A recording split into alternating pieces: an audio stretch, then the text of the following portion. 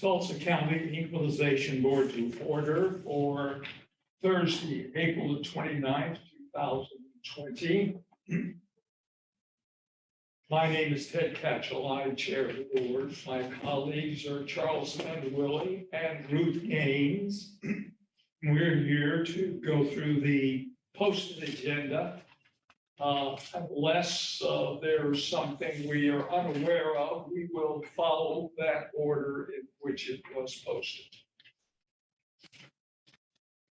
The first order of business, however, is to call the roll, please. Dr. Ketchum, Yes. Mr. Vanderwilly, Yes. Ms. Gaines. Yes. The second item I see is a discussion and action that the assessor's office wishes to present the manufacturer's ad valorem tax exemptions for the year 2021. Who's here to present that? That would be me. All right. Please come, you can sit if you want. I guess that microphone's on if you feel you need it. We already have the letters up here, correct? Yes. Okay, my name is Jody Moore. I'm with the assessor's office.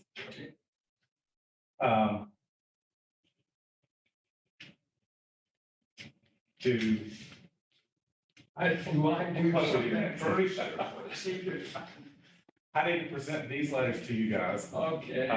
They have to be approved by the board. Okay. Then all you're doing is declaring something that is given to us to file. So Yes. please go ahead and talk about it any way you want before we take that action. We do this every year. Basically, this is the letters that are sent back to the taxpayers approving their exemption for the manufacturing. After y'all sign the letters, they go to OTC, who either approves or denies them. Okay. That's Then all you need from us is an action to proceed as we usually do to pass them on to Oklahoma's Tax Commission. Okay. I so moved. Is there a second? Second. It's been moved and seconded, and we'll vote as the roll is called. Dr. Ketchum, Yes. Mr. Vanderwilly, Yes. Ms. Gaines. Yes. So ordered by action of the board. Thank you very much. And here you go. And you're saying you got signatures. Okay.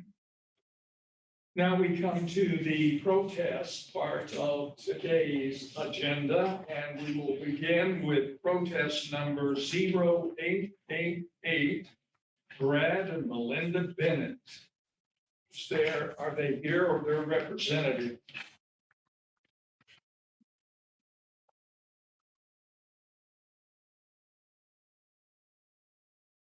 I think you have those two chairs if you wish. Okay. Here's a letter. Would you like to read that? Well, she just passed some stuff on to me, but why don't you hold on to that until we read what we already have, and then we'll decide what you want to do with that package.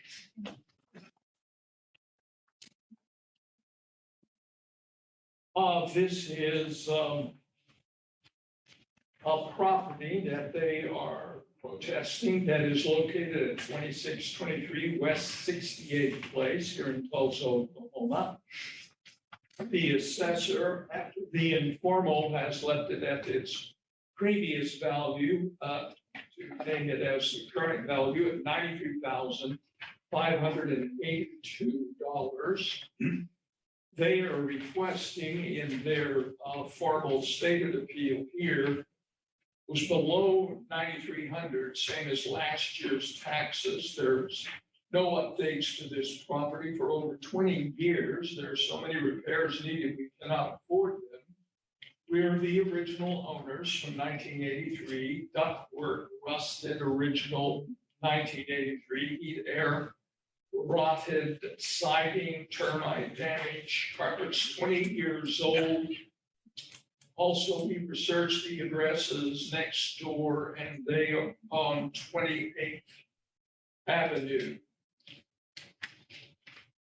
And I take it what you're saying is they're on for a lower per square footage than, okay.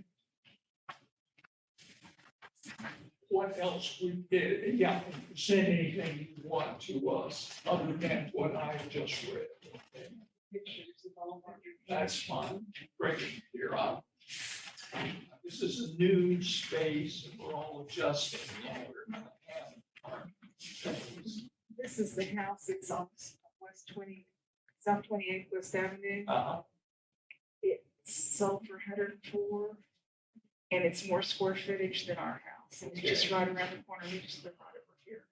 Okay, we'll talk about that. That is what they call a sheriff's sale. However, those are treated somewhat differently by the assessor's office.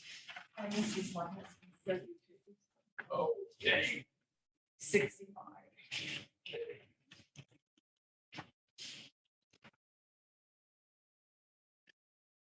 Let me begin with looking at the documents you are presenting here as photographs of the various damages. It looks like foundation cracks, deep repairs, rotting siding. I'll pass those down as I look at them, let the other board members see them. Here's more rotting siding. Similar.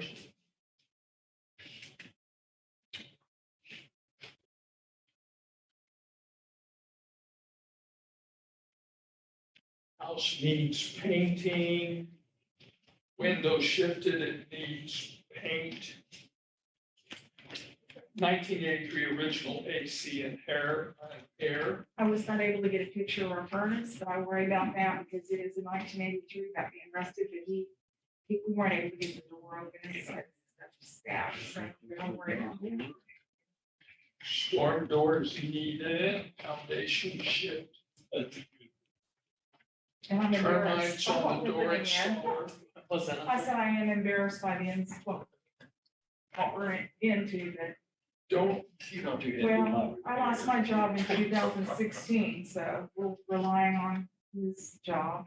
I'm taking care of my mom who got COVID, so she can't walk, she's 89, so that's why I'm not working. It's challenging times with that COVID out there. Okay. What we quite often when we see these kinds of things, and you suggest that you're not currently financially in a situation to repair them. Quite often what we do is talk about those as what it would cost to cure that and therefore lower the assessment based on that before it could be put on the market. Please forgive my voice, I'm drinking today. And not in a good way. There's a statement of his income. And that's with overtime. He makes $15 an hour. Puts him 60 hours a week to make it. Sure. Doesn't sound like an easy financial situation. We certainly understand that. Now, I'm going to ask the assessor staff who is in charge of this account to speak up now and explain their approach and what they're recommending. Okay, please identify yourself. I'm Don Kelly with the Tulsa County Assessor's Office, and what we're recommending is keeping the value as last year. Where their increase had come from is from the cap, 3% increase from the previous year. We got to raise the value. It just hasn't hit the fair market price yet. Okay. It looks like during the informal appraisal, the appraiser who did the informal hearing decided to leave it where it was at because we're at $53 a square foot, which is quite a bit lower than what we would consider the median value of the area, which is somewhere in like the mid-90s or something like that. So we're almost $30 under where we would be at for that. But with that being said, there is going to be another increase next year because we're at 90,000 and some change for taxable this year, and then next year it'll go to 93. I'm sorry, say. Next year it'll go up again because of it. The tax on cap. wood. Yes. is what you're Yes, sir. saying. Mhm. Okay. And No, I was just going to ask you about the what you showed us? Did they have a conversation at the informal about these other properties? I would think so, but I'm not sure. Like they mentioned. Okay. What they are showing us, what they do is they give us what they consider to be properties in your immediate neighborhood and what they're currently assessed as. Yours is almost 50% lower than what would be the median one in the ones they're showing us on this. That's why I think the assessor staff is reporting that what you've experienced is an increase in the taxes, which we don't speak to as a board. We only speak to the issue of fair market value. So the reason for that is because the legislature or other agencies have the impact on tax ratios, not us. We can't change them. So all we can speak to is the fair market value that we have you on for right now, which is the 93,578.75. Is that correct, Don? 93,582. Yeah. Okay. Oh, I see. You guys put it on, yeah, a little lower. I don't have any question from what you have demonstrated us that you have considerable cost to cure, and we will discuss that amongst ourselves to see what we think is reasonable. But I want to give the other members of the board any opportunity they have to ask their questions or make comments, and then we'll give you another chance to talk. Don, is that all you guys need to bring? No, that's pretty much what I've got. I haven't seen the pictures of that. That's the first one seen there. So You want to look at them? We'll let oh you. God, they sound horrible. Very embarrassed. That's all I can tell you. Very embarrassed. Oh, I would- Yeah. life goes on and it's tough sometimes. Oh, please. I've still got some pictures of it past back. Oh, so Or past that. My question would kind of be an overall global, Turn on your, we have a we want to hear you, John. now. Have you gotten any indications as to what it would need to bring it to, how it says cost to cure? Looks like considerable. He's trying to repair, like, he put metal for the siding. Like crack foundation repairs, roof siding separating, all those kind of things are going to require. Please go ahead though. I'm with you. It's evident that there's quite a bit of work needed on the house. And we were the original owners. We subcontracted everything on it in 1983. You built the house. And it even has piers under it. And it's still shifting piers. Every house, I think, in that addition has that problem. We subcontracted everything out. It's been all hard labor was on it. I'm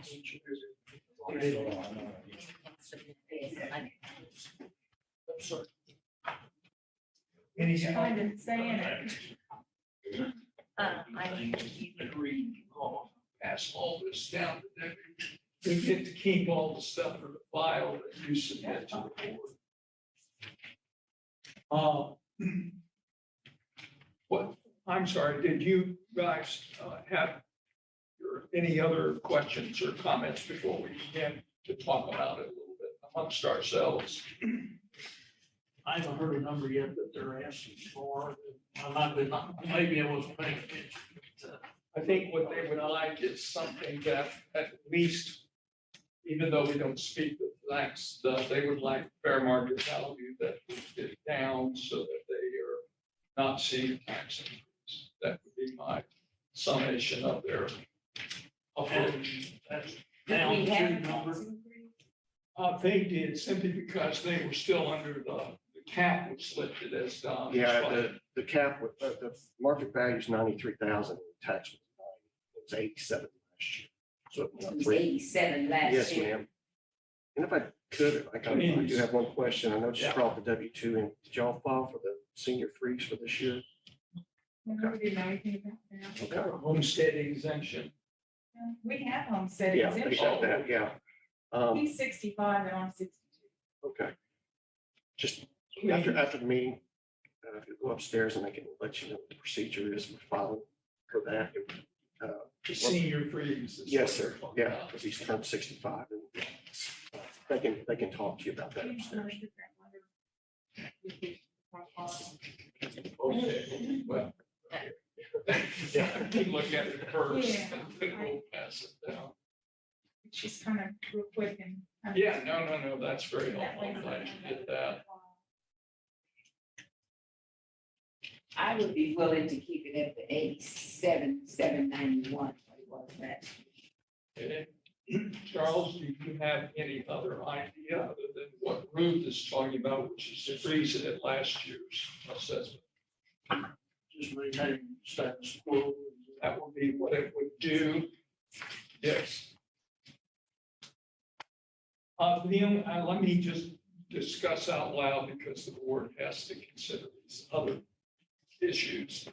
Obviously, they're in a neighborhood that is trending up, and they are really assessed at the present time, just looking at what they're showing us, at almost 50% lower than what would be the median. The house that is the closest to theirs, literally behind you, is on for a deep price currently of $160,000. That's $89 essentially per square foot. And you're on for 53 square foot. And that would be but they show us others that are higher in range in that neighborhood. So obviously, there's a trending up going in the neighborhood. Part of what the assessor has to do, part of what we as a board have to do is recognize we're in charge of equalizing the tax burdens across the neighborhood so that there's not one or two or some other trend that begins to be unfair to your neighbors. So that's the other thing we have to consider. What about the condition of those homes that are broken? Yes, we understand that they may have put a lot of money into those homes that you suggested, and that will be one of the considerations. That's why I wanted your list, your letters, very helpful to list all these things. Good. And, Like I said, it's very, nah, you know, it was a brand new house when we moved in it, but everything just keeps going up. sure. It's like, you know, you hear people, you have to choose between the medication and the food. We haven't gotten to that, but we thank God, but it's very healthy. Do we like, okay, do we do this? And we can't change stuff, making any repairs to the house, except for what he's capable of doing. We have Ruth has made an informal proposal to leave it, but that is to take it back down to the 87,791. Is that the one you're referring to? Yes. Which would mean you would get no tax increase this year then, because you would have been frozen at previous. The good news about that, your situation is to go upstairs after this, because when we reset it, then you can get the senior freeze on that lower number. It will make sure your taxes don't go up after that. Well, it start next year. Yes. Okay. Yes, so Okay. we're outside of the window of the file, but at least you get the paperwork started. Anyway, it'll be frozen next year. Yeah. That's what he's saying. We're gonna lower it this year. Okay. And Dr. Ketchel, Yes. I'm like, again, I know it's a new year, Yes. but let's put zeros on the end. In other words, Oh, no, 87, no, 61, something like that, if you don't mind. I don't mind at all. Thank you. Why am I getting the other numbers then? I guess it's only because of. That's fine. Yeah, I mean, just for, You guys shouldn't get it. we try to limit I know it's- it. But we will do zeros. Thank you. Is there any other discussion? Charles, did you have some other approach or question you wanted to ask or comment? Always. The previous tax bill was the 87,791. Are you asking for a number less than that, or you just want to maintain? Just leave it. We want him just to leave it. That's what Ruth's proposal. Yeah, I love that. Well, Senator won't argue with that. Well, the only reason, Charles, that you might propose to go there is because of the cost to cure that we're Yes. seeing from their presentation. So go ahead, and if you have another idea and propose it, Ruth and I will jump on you or discuss it. I'm not sure that I had well, let's start with saying if it was fair enough last time, maybe it's still fair enough now. But sounds to me like there should be dollars that need to be spent on cost of cure. I think What the procedure is to come off that. Is what I'm asking. Well, the problem we have now is, like I said, as it sits right now, they're about $30 a square foot under the market already. So that's a pretty big, But why is that? It's- well, condition issue, basically. I've got a note here that we did have a protest several years ago about a PA, what we used to call PA 7. And it's a structural. So we have lowered it. I mean, it's below. So the 87 is reflecting. 87 would be, yeah, reflecting the cost to cure.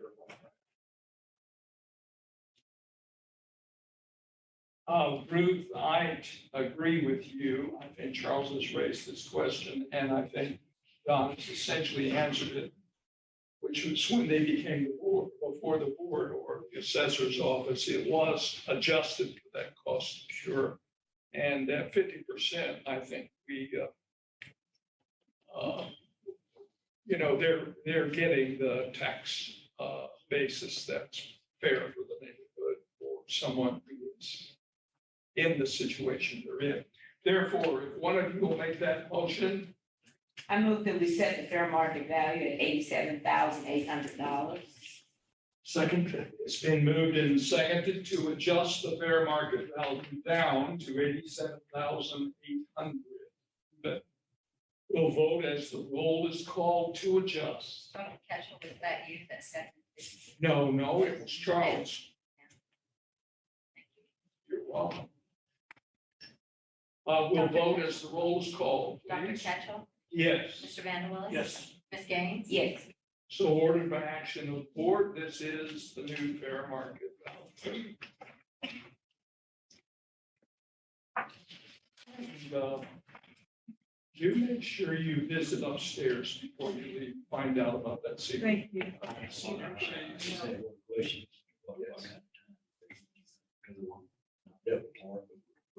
Oh, it won't. No. No.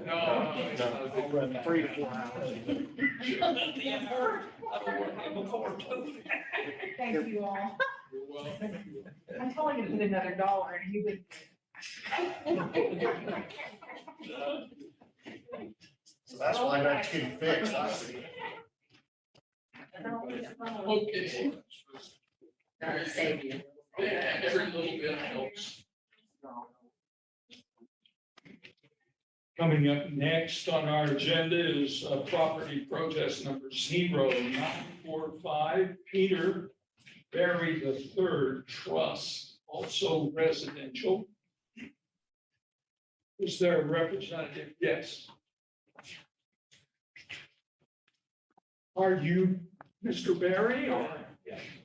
Good to see you. Oh, I don't know, COVID, I should not be so friendly. I guess. Now we found it's not the question. Oh, okay. That's the problem.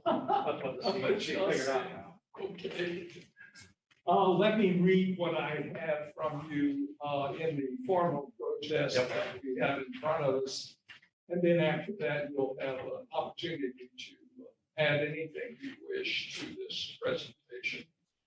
The assessor's previous value on this property, let me see where, it's at 2234 South Twilliger Boulevard East here in Tulsa, Oklahoma. And it was previously on for $475,401. They're proposing to leave it at that for this year's assessment. He says in his appeal, he believes it should be reduced to $414,030 or $185 per square foot. The newly assessed value of my home is $212.42 per square foot, is a 13 to 17% higher than the nearest adjacent homes on Tulsa Boulevard. Specifically, 2238, a recent sale went 185, 95 per square foot. The property at 2226 at 187.92 a square foot. The property at 2239 at 181.27 a square foot. And the property at 2243 at 184.75 a square foot. The 2017 appraised value property at 380,000 versus the 2017 assessed fair, is that FCP fair market value, is that? Yeah. Yeah. Okay, of 444,300 indicated a 17% overvaluation that year. All right. And you have added other things which show similar stuff that you summarized there, the similar properties and their sales. So I'm going to pass this down while you go ahead in your presentation. Yeah, and I have a little bit of additional information. New recent sales.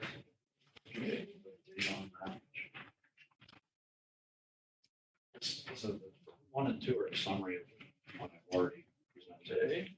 3 is a little bit of.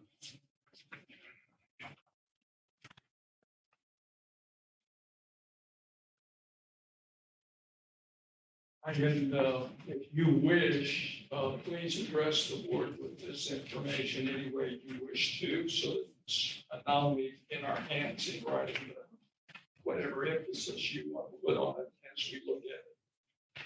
Yeah, I'm mentioning that the assessor's office only, they did a 7% across the board increase because that was judged to be the increase in valuations in the past year.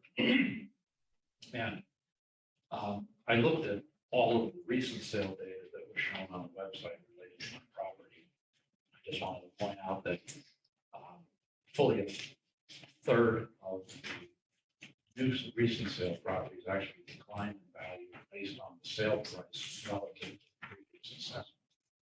Clearly a precedent for possibly lowering property values based on historic assessments. And I also, and that's in the yes, right. And then I also pointed out that based on just recent sale data, that the valuation of my property, $212+ a square foot, is that 58% of the properties, recent sale properties, are below that level.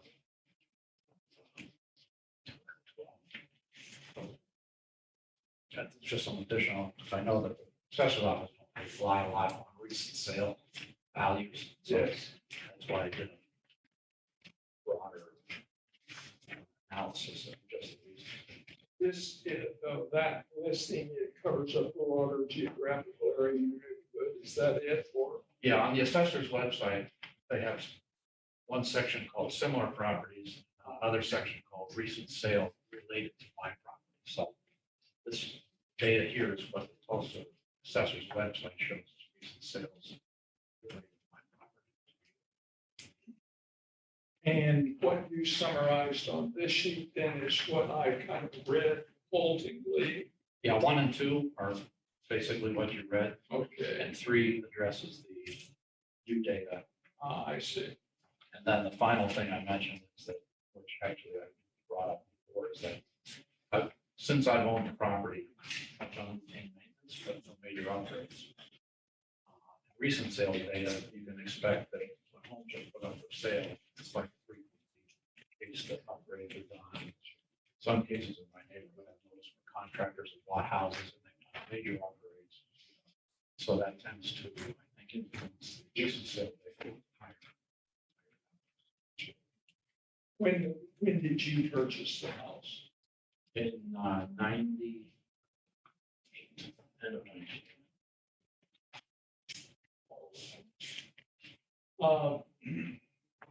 You're proposing that you think it should go down to, I read it, but I think, Ruth, did you, who has, Did you say 414? was that it? Yes. Yeah, okay. Right at the median value of the closest property. Which would be $185 a square foot as opposed to what they're proposing, which is the 212. Okay. I'll ask the assessor's staff to speak to the board now about this property. I'm Don Kelly with the Tulsa County Assessor's Office. Basically, it looks like what the appraiser had picked up, she denied the protest. The value is in somewhat of the middle of the market. This neighborhood, as you can look at the date built, when we're talking about houses that are almost 100 years old. And in that 100 years, you know, a lot of things can happen to these houses. Like Mr. Peters was saying, you know, the contractors come in and have made some adjustments and stuff like that. Some people have, some haven't. So we're trying to, you know, get people in the market and stuff like that. We haven't moved any value on this house in years. They moved it up to 475 this year. We're seeing a market that's crazy. It's one of the hottest things I've ever seen. In that area, town. Just everywhere. I mean, it's amazing what is sold and what will sell now. If you've got something to sell, this is the time. With that being said, there's going to be quite a bit of a variety where he's at. Like I say, 100 years is a lot of time to go through and have different qualities, different conditions, stuff like that. But we also have Terwilliger is one of the more upscale streets in this town. I mean, it is what it is. It's just where it's at and everything, and just the history of it. So we try to put them in, you know, value as best we can. Have opinions, different opinions. That's fine. So Was there anything else in the, and I don't know, did he do an informal with you guys? yeah, yes, sir. Yes, sir. And we decided to go ahead and leave because it's, as you can see, the range of these sales that we have on our list is pretty large too. Yes, it is. And so he's in the middle, but again, it's one of these neighborhoods. It's not like a spec neighborhood where you can go in there. So that one's, it's going to sell for what it sells. But again, we're talking about one of the more popular neighborhoods here. No, you don't know that. Charles, if you want to ask that question of either of you. Need an orientation. Is 12 you west? Yes. Runs parallel to you. Sure. Yes. It's about St. Louis and Trenton. Zoomis is in there, it's all those. Yeah. It's right behind Woodward Park. Yeah. Yeah, it's, yeah, the next kilo is right.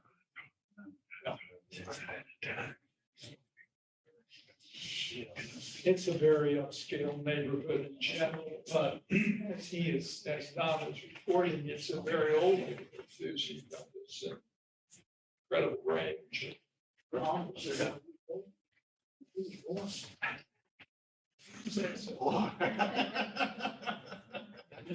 on my street, the house just south of the village, valued at 185, underwent a major renovation in 2013. It's right next to a lot of trucks. Sure, sure. And then there's a house that's intersection Terwilliger and Rockford. That's undergone two major renovations. It's a huge place. So there's a big variety along that street. And that was kind of my point too. There's not only the 100-year houses, there's a bunch of houses brand new, torn down the house. So Yeah, not on Terwilliger. not, yeah, It's about way down south. right, but it's a very, the land value down there is, Yeah, land value goes way up. yeah, and like I said, we've got 2,200 square feet, but we also got 400 square foot in a garage apartment in the back, so that. Yeah, now that's the thing I would point out about it, that's not really livable in the sense that no hot water, there's no heating, air conditioning. There's a toilet and a sink, but there's no bath, there's no shower. So there's not very much living there. Nobody has, the previous owner said no one lived there while they owned it. And it was the original owner was the only one that ever had. anyone live in there. The previous owner said, I don't know how anybody lived in that. block," because it wasn't, it's not winterized, so you have to shut the water off. Keep the pipes from freezing, so it's really- So you do not currently have a renter. No, I never had. Nor did the previous owner. They bought the house in 1975 in Chicago. Since he submitted this, did you guys get a version of that? If not, just glance over it. I'm gonna give the board a chance to ask any other questions of the. I'm looking at this list that you just indicated. I don't, these are sales, recent sales in your area that you've given us. That, That was on, yeah, it's on the web assessor's website. It gives you a list of all the recent sales that they associate with my property. And that's what and I think we have a list also. Did he just give you? I haven't seen this. I don't see any of the same addresses on the list. Yeah, I don't know how these are determined. Everything I Well, presented- turn it, look at the next page, and you'll see how they determine up there. That's where they're at. That's where they're at. Your house is. Yeah, that's Ratings are what they're putting on. okay. Basically, what we have to put on ours are sales that we consider fair market value. These, some of these are, some aren't, or that we haven't considered as a arm's length transaction. It's just somewhat common. Yeah, Yeah, and it's a much wider geographical area. Yes, sir. Yeah. Okay. Ruth, did you want to follow up on that question? I was just wondering where his list came from. Why? Usually you'll have a same one if you get recent sale. Yeah. Well, what we, on ours, we have to bring in, or the sales that we're considering that are arm's length, that we're considered good sales. Yeah. So there's gonna be all kinds of, especially in a neighborhood like this, with, again, 100-year-old houses and houses of, values that are very, all over the place, so to speak, but there's gonna be all kinds of different sales.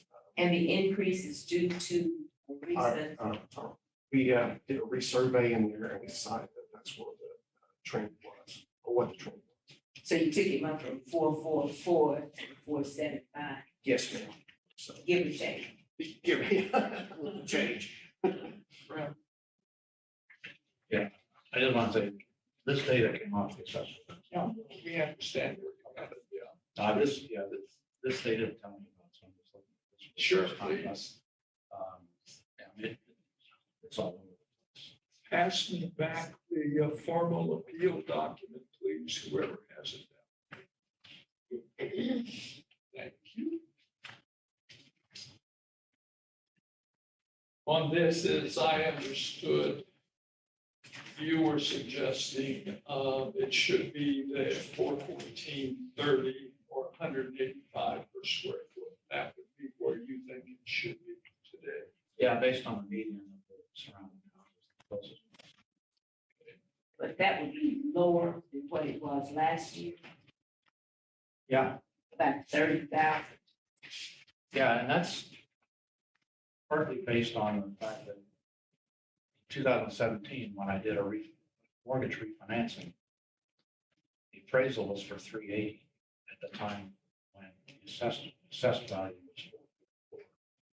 So I'm saying that going back a couple of years, the value was probably below market value based on the appraisal.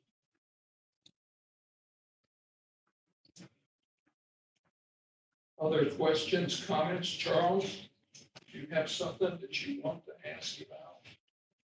Not really, I'm just trying to fit a number in between here. Yeah, I just thought that I was working on a little bit of that. But I can't even make my multiplication. So you're gonna have to be the CBA here. What number were you looking at in your own mind, Charles? 425.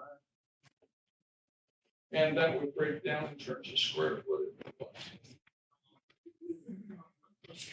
Yeah. And the square footage That's 2238. I'm gonna put it at 189.90. Or essentially 190 square foot. That modification appeals to me also, so if you want to make that motion, I will, well, Ruth, you talk about it any way you want to. That was the one that I was moving in that direction. He's wanting 185, I'm willing to go down to do 190, but what about you? I'll go, I think it's a little low. Okay. Charles, would you put the motion into effect and give me the actual number? Well, if I do the number, okay, so you're saying 190 to 190, simply because you were 189.90. and the square footage is, 2238. that would say 425,220. I would move, we said 425. 425 even. It appeals to Don. You've moved. I will second that motion. And we'll vote as the roll is called to adjust to 425,000 as a fair market value on this property.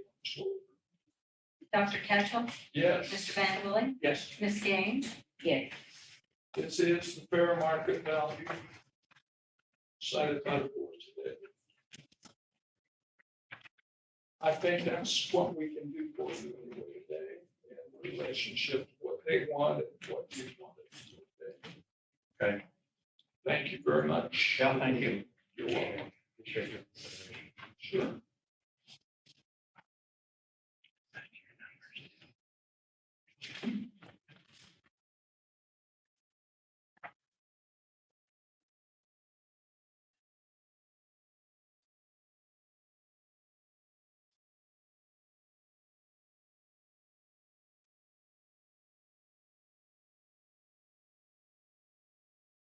One thing you can read actually is the date I usually put in, it's my signature. Work, wait. Okay, did you get all those? Right. Yeah. All right, that takes care of the two residential accounts we had on today's agenda. We are now shifting over to commercial properties. But we will continue in the order in which they are listed unless there's objection. Next on the agenda is 1021 Beta Enterprises. Who is here to represent that? Please come join us.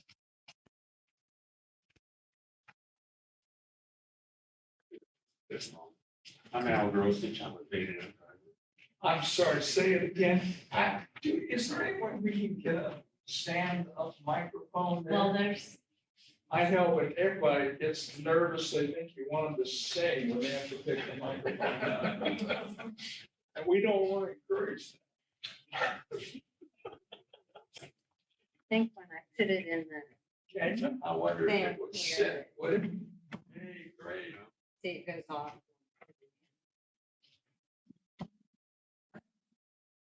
It's just hard to hear sometimes. Can you hear me now? I can hear you wonderfully now. All right. Let me first read what I've got of your formal, what you've already submitted to the board. Now, we don't see these until the hearing, so you can go over them again. But this real estate is at 1252, 520 East 52nd Street here in Tulsa. Correct. It was on previously for 960,000, and they are proposing to lower it for a current value of 875,000. He says in his formal appeal that he believes it should be lowered to 725,000. for the following reasons. The building has 11,996 square feet. Generally, this type of building has a tax of $1 per square foot. My fellow brokers and myself have not seen a warehouse like this with such a high tax. Looking at this, it does appear on the spreadsheet they share with us that previously you were on for only 235,000, and then they went up to 960 and then brought it down after the formal, I assume, to this current proposal of 800%. But We built the building on it. was the 235? Oh, you built the building out since the 235? Correct. Okay, please go ahead with your Well, presentation. we built a building of 11,996 square feet. And the assessment we received on it was 960,000. And consequently, they complained about that and they reduced it down to 875,000. But this is a commercial building and it's valued primarily based on its income. And consequently, similar properties of this nature range anywhere from 20 some odd dollars a square foot on up to $56 a square foot. Assessment. Ours, even at the adjusted price now, 875, is something like $76, $78 a square foot. We'd like to get down to something where we would be comparable with our neighbors, so to speak, as far as this type of building is concerned. And what would you like, as they said? I think it should be setting at somewhere between $700,000 and $750,000. That would put it actually quite a bit higher than the average, but it is a newer building. Consequently. Now, I wasn't sure I followed you completely. You saying that this is a total new build, or was this an add-on? No, it was a new building, new Okay, metal building. and when was it done? It's about 2 years old now. And that's why when I looked at this other spreadsheet and it said 235,000, was that just property? That was the later. Okay. Yeah, catching up, all right. I'm gonna ask the assessor to go ahead and talk about this, but basically, as I understand your point of view is you're saying in terms of comparable warehouses, even a new one like this would not be valued per square foot at this rate. I've been in the business 63 years, and I've never seen a warehouse that the taxes were 2 months gross rent. 2 months. That's what it started out at. It's a little bit less than now. A little bit high. All right. We're gonna give the assessor staff a chance to represent their viewpoint on this kind of property. Please introduce yourself to the board. Have you two had a chance to talk about this already? We've talked on the phone.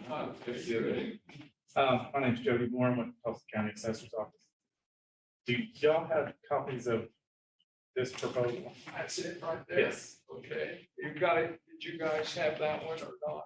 I had, it was attached to the very back of the pack that they handed out to me. I don't think I had it. Well, let's see if I got more of the notes. You got it? Only one. Fine. I'll share with you guys. But this is his presentation. is what it Do we have, amounts I to. think we have it on others in here there. that we can put on this. Can we get that on the screen? Okay, test and eye exam now will be required. See if you guys can see it. Otherwise, I'll share this with you. This is what Jody has prepared to explain his assessment. You mentioned income stuff. Did you submit a financial statement to them about your income today? And, but you did not offer to the board today that financial statement, right? I believe I sent it in with it. Oh, he's got it in his packet. I just wondered if that was yours. Okay. He'll explain it all to me. This is an area.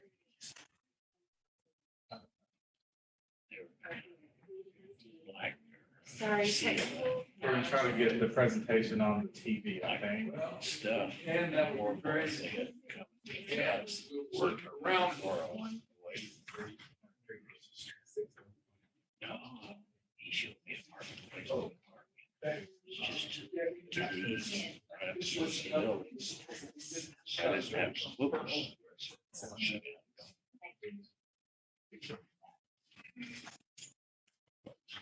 Same place.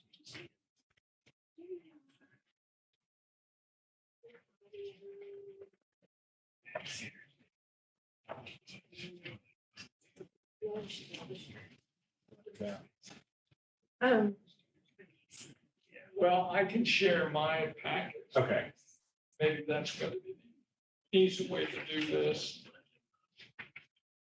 Oh, there's another This is- participant sharing, and that's why we are unable to share. okay.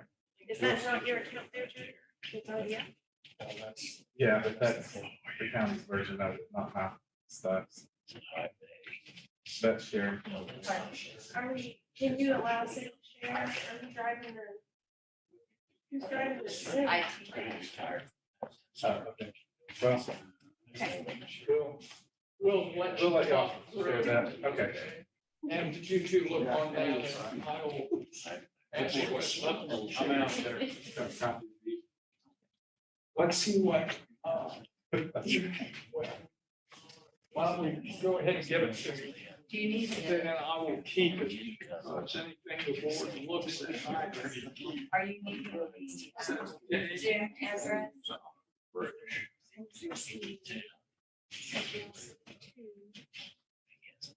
These were the ones you added to. The comparable tax bill, I understood. Yeah, I looked at it.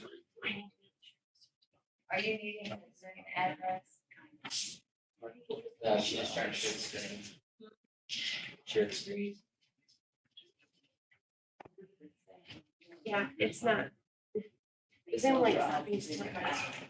Okay. Well, if y'all can share the package. They got it down there and I'll listen. We've got a 5-unit flex warehouse type building. It was completed in 2020. It is just south of 51st Street and about a half mile off of Broken Arrow Expressway. There's a little map on there as to where the building is. Vacant property was purchased for $235. The building permit issued by the city shows a declared value of $599,800 for the building. That That kind of, was after, you're saying that was the building permit. yes, that puts like a total investment of $834,008. Cost approach shows the building to be closer to $799,000, which would make the total account value of $1,034,000. On the second page, Question, you Yes. say the cost is what, um, and where is that coming from? Is it too long? that is coming from the Craftsman approach that we use at the office. It's based on Marshall and Swift. It includes some soft costs that possibly aren't included in the building permit. The income approach on the second page there, actually, depending on how you printed it off, it could be on the third page. Anyway, look at the income. There you go. They got it. I used some market parameters, possibly a little bit different than what Mr. Gossage has used. We allow 5% for vacancy, 5% management expenses, 15% operating expenses. That comes out, that was just, when I figured his actual expenses, they come out to about 16%. But this is kind of what the market supports. With the 8% cap rate, that puts an income approach total value at 847,500. Any questions on the income approach? Was, did he submit an income approach in his financials? Yes. There's, his income is on the back of his protest, so I think y'all should have a copy of it. Yes, I saw it briefly, but I've still got it. Yeah, okay, go ahead. It comes up with a net operating income, but I don't think he actually proposed a property value on it. For sales comparisons, I searched the whole central part of the county to find sales of comparable buildings that were built in the past 10 years and sold in the past 3 years. I found 3 that met that criteria. The first one on here as sales comp 1, I don't know if you can, it was the most comparable in size, location, quality. It was also the least price per square foot. Is this 2000 West Detroit Street or something? It is, no, that's his paperwork. Go ahead. This one is,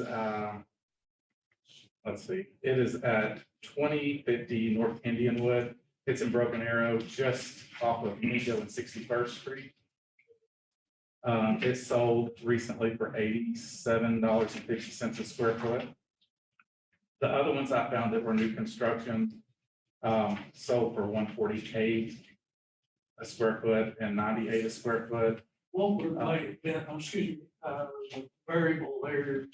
Your last number was 100 and something a foot versus some $80 a foot. Location. In my summary, I'm using the one that's closest in location to his. It's also the least square foot value.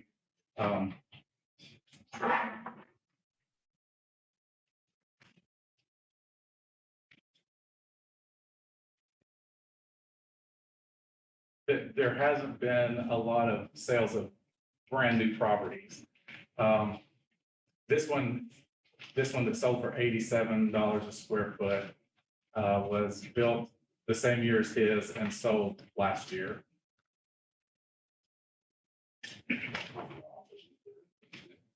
Mine is strictly a box building. This property is on the what amount? The subject or the comparable? Subject. Box building with 2 offices and a bathroom and a warehouse. Each one was big. They're proposing a total assessed value of 875. And that's what per square foot? That's $73 a square foot.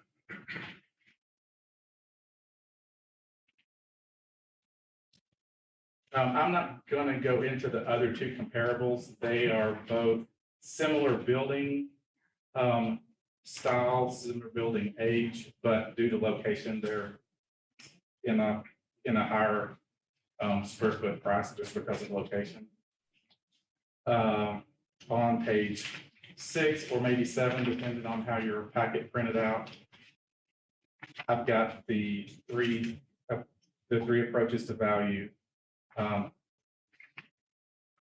I'm kind of rounding up here to this 900,000. I think we have it for 875 currently. That kind of falls closer to the income approach, which is the lower of the 3, but relies a little bit on the other 2 approaches.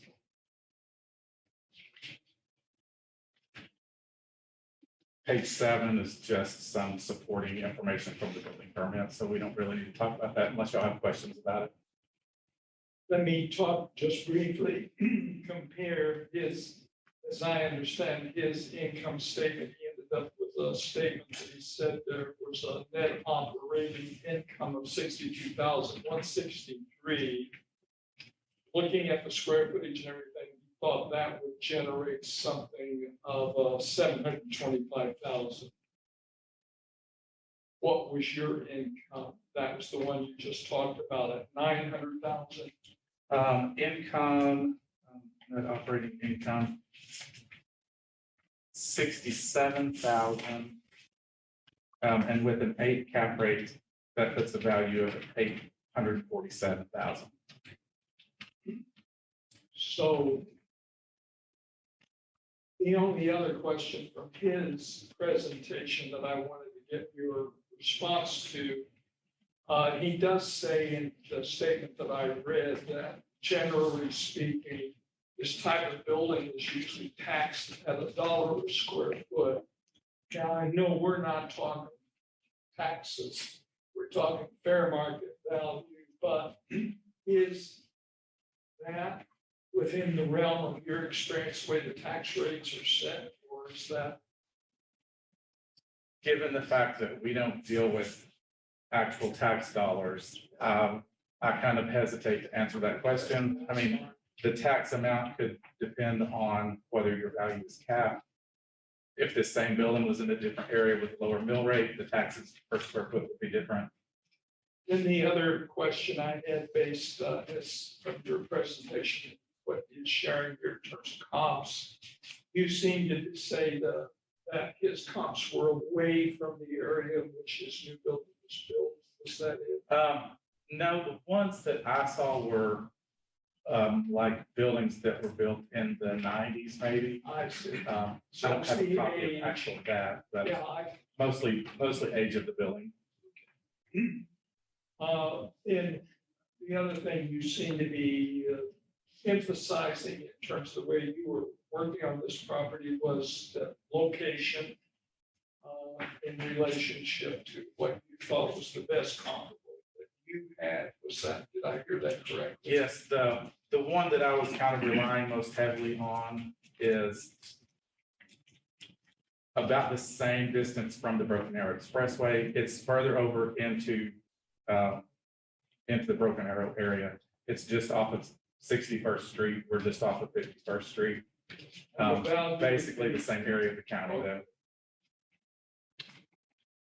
Before I give these guys a chance, but was there anything you heard here? I'm not asking you to be so much argue with him, but point where you had a sense of difference in terms of the way you were valuing your building versus the way they're working. It's a warehouse building of that size, typically we call it a box type of building. Yeah, and consequently, what I provided you with there are similar type of buildings. You'll notice the evaluation of those buildings regardless of their income or what you want to look at this point is way. Yes. And consequently, by using a number to start out with, originally did with the tax bill of $14,045 for a building that would be used. So, Yeah, these look like they range, the high was $50 a square foot, Right. the low was 20. I spoke to him the other day, I would be satisfied with the building being even at the high rate of what it is for those. It ran into close to say $6 a foot. Assessed value, it would still be, I would consider that being fair. With my neighbors, so to speak, the buildings of a similar nature. I do own another building in that area yet, which is similar type of construction, 6 blocks away from it. Although it's bigger, it's priced at $36 a foot. It is gorgeous. It just, it seemed to be picking a number out of the air and throwing it at it to begin with.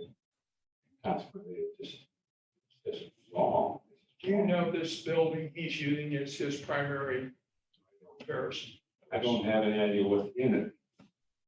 When we talk about it, building, there's lots of things that change the value of it. It has more offices in it. They have 2 bathrooms for each space.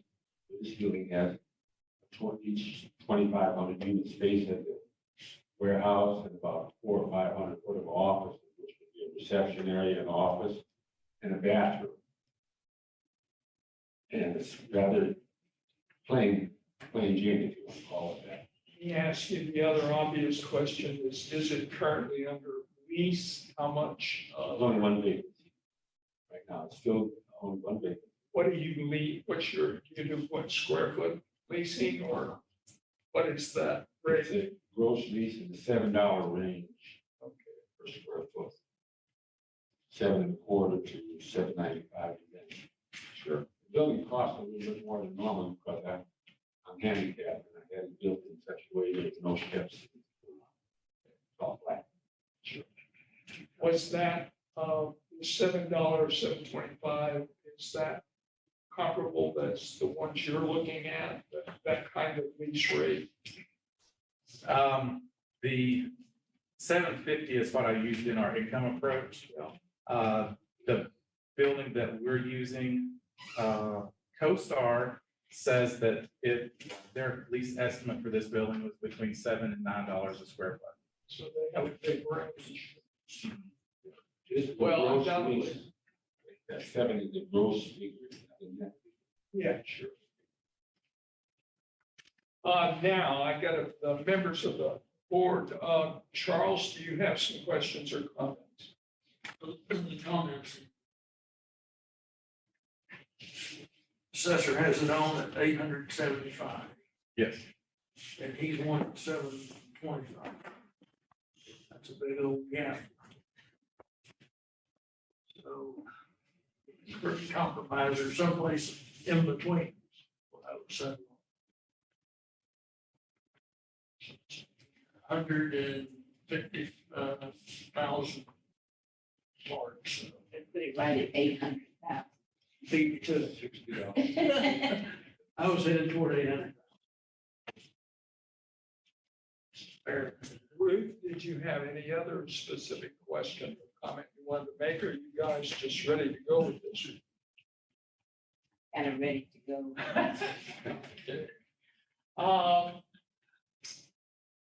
Yeah, I think the decision is essentially made. It sounds reasonable to me. I would have been a little lower maybe, but hey, it's that kind of day.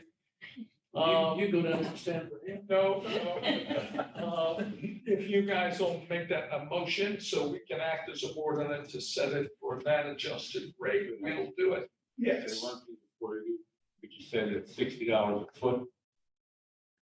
What would that be? I don't have my multiplication. How many feet are we dealing with? What's the, it says square foot on here, what, 11,996? Times, he wants 60. What does that come out? We're looking at one. 11,999. That comes to 720, but I'd be comfortable with 750,000. What are you guys are the ones that had the numbers, so you gotta negotiate with him. He wants 50,000 more off, is what he's saying, and that would give him $60 a square foot. You guys are asking for what, a square foot, did we think, did we get a 70? It's about 73. That's what I thought. Okay, so there's a $13 gap between what he wants and what they want. And you guys, I think you already hit the middle, about $7 or $8 difference. Any comments? Make a motion then. You want 750, you guys are talking 800. I was probably moving towards the 750 or 775, yeah. What do you think? 7, 8. What do you think, 7, 8? I was gonna say 8. You're saying 7, 8, 785? I'll second that, Ruth. You make the motion. I'm looking, we set the fair market value at $785,000. I'll second that motion. We'll vote to adjust to 785,000 as the fair market value on this new warehouse today. Dr. Ketchel, Yes, Mr. Van Willen, Yes. Ms. Gaines. Yes. yes, this is the fair market value as adjusted by the board. All right, you'll get the paperwork from them. Thank you. Oh, you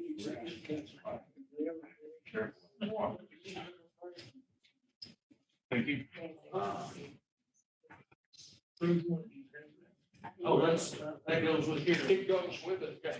Yeah, we need anything else tonight, give you guys something else? No, those are all. all those. Yeah, that goes. You don't need anything. No, we don't. You'll get the formal response, the paperwork will come in the mail. Thank you very much. Sure, you're welcome.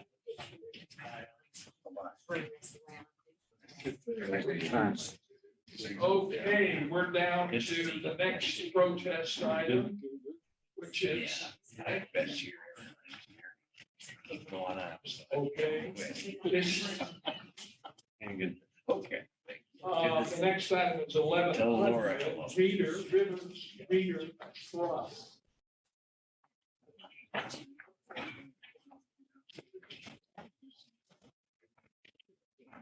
Mr. Reader? R.D. Reader, right. Okay. Find this place if you can there. And you have a packet you're gonna get us? Yeah, there should be a red packet for each one of them. Oh, okay, we got it there. I got the green one, I got the green one. I got the dollar store, so. Well, as long as they got the same information, we're in good shape. I'll need that one. Last time. What And time I'll need number are one we of the working on? packets. We are, well, it's 1100 on the agenda. Yeah. All right, let me read into the record your formal submission, and then you can discuss this handout any way you want to at that point.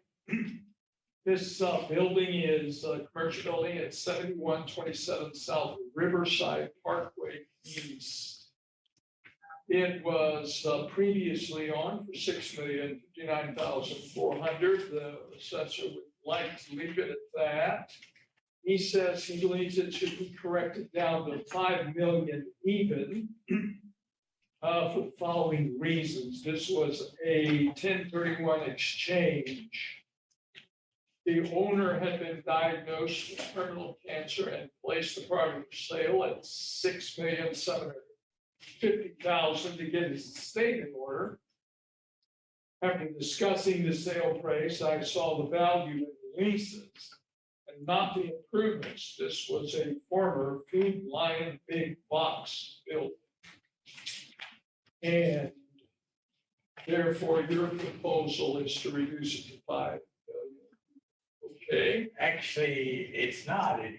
Oh, it's not anymore. What is it today? What it was last year when I paid the taxes. Which was, 68,000 something. But well, you mean the taxes you Yeah. paid on the previous market? it was like just under 4 million. That's it. Yeah, 3909. Right. That's what I have on the docket here. So you would like that rather than the 5 million, I see. Well, Okay. I'm new to Oklahoma. That the big trade came out of California. I see. That I paid $405,000 for, sold for $6,300,000. It hadn't come to Tulsa yet, like that. When you, I'm not familiar with this terminology, not that should concern you, but I need to know what this was, a 1031 exchange. Is that what you're talking 1031 about? exchange is an IRS ruling that I can sell the property. I take no money for it. I put it into an exchange. I have 180 days to find lifetime property. I can't trade it for land. It has to be a lifetime. It could be an apartment house or something like that, but it has to be lifetime. So I worked almost for 6 months and I looked at some wonderful properties. Let me say this.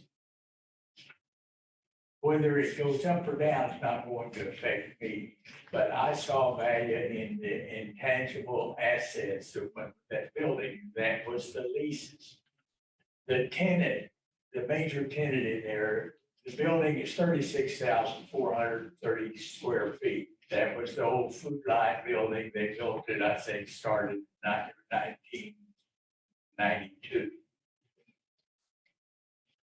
I can't find anything out until 2013, but the tax base has been constant. I had used all my depreciation up on that building in California that I sold. My wife moved here, we moved here 10 years ago. I'm originally from Oklahoma. It's great to be back. I'm here working for the tenants. The major tenant in there has 23,000 square feet. They started out in Las Vegas about 15, 18 years ago. Nevada got crazy with their taxes. They moved to Phoenix area. Their business grew. They moved to Austin, Texas. The man that I bought it from started a business called Track One, and he sold it to this company. And with his deal, he had cancer of the throat. MD Anderson said, "You're going to die." He wanted to get his estate in, so I found out I knew his dad back in the 60s before I moved out of state. So we're good friends now, and he is cancer-free now. MD Anderson says he's the first one in the state of Oklahoma. I don't pay the taxes. I don't pay the maintenance on it, the CAM, I don't pay the insurance. I'm working for this. What I saw was an intangible asset in those leases. There was a rumor they might like to move to Indiana, but if I could hold them here, I had a chance to get 150 people into that building as employees. That's where, is that the current situation? You're saying that's what the current leases provide for? No, that was what the seller's wife was the president of this company called Track One. They sold that to a company called People Packs. And this is the one that's in Scottsdale area, Austin, Texas. And he wanted to spread out the sale of Track One, and she's an attorney, but she's also a board on their board. I couldn't get much out of them, and as a buyer, I wanted to get as much information as I could out of them. But I got that they might be, their business was still growing, they might go. My gamble on paying them for an intangible asset of leases, and that's exactly what it was. If they didn't stay, I was going to have 23,000 plus square feet of empty space. If they stayed, I was probably going to get an option renewal, which comes up. They had to tell me where they want it in 2022, September 2022. And I think they'll stay because, as I wrote in this, I believe, bingo, they've got 150 people that they've hired since January in there, and they're maxed out with about $5.5 million payroll. So that helps the county. It doesn't particularly help me. I don't make a dime. Mine is just my income is rent. So I'm working for those tenants. The taxes went up $30,000, a little more than $30,000 when I sold the building because, and I don't blame the county assessor, I would have probably done that too. It was a sale price of $6 million plus. The hold was $4 million. Let's call it 4. So boom, it went up $2 million. Sure. That was $30,000. I don't know. These people, they don't talk much. They're computer people. IT was in that building, putting those tools in, and I'll guarantee you there's 150 computers that they put in, these ladies and young guys sit there on their computer. Their business is getting credit reports on people who want to buy new cars. And they have right now, so the rumor goes, about 3/4 of the car dealers in the United States that they do credit reports on. So if we can hang on to them in Tulsa, and Track One was doing some of this before, that people fax bought them. It's a crazy thing, because I know that the state of Oklahoma Constitution changed and gave some allowances, exemptions to cash, stocks, bonds, gold, silver. I put that in this little note. But they didn't give leases, but mineral leases are exempt. So someday it's probably gonna have to change. Here is a picture, and this is new. I've been a real estate investor a long time. This construction that looks like a home, it could be a home plan.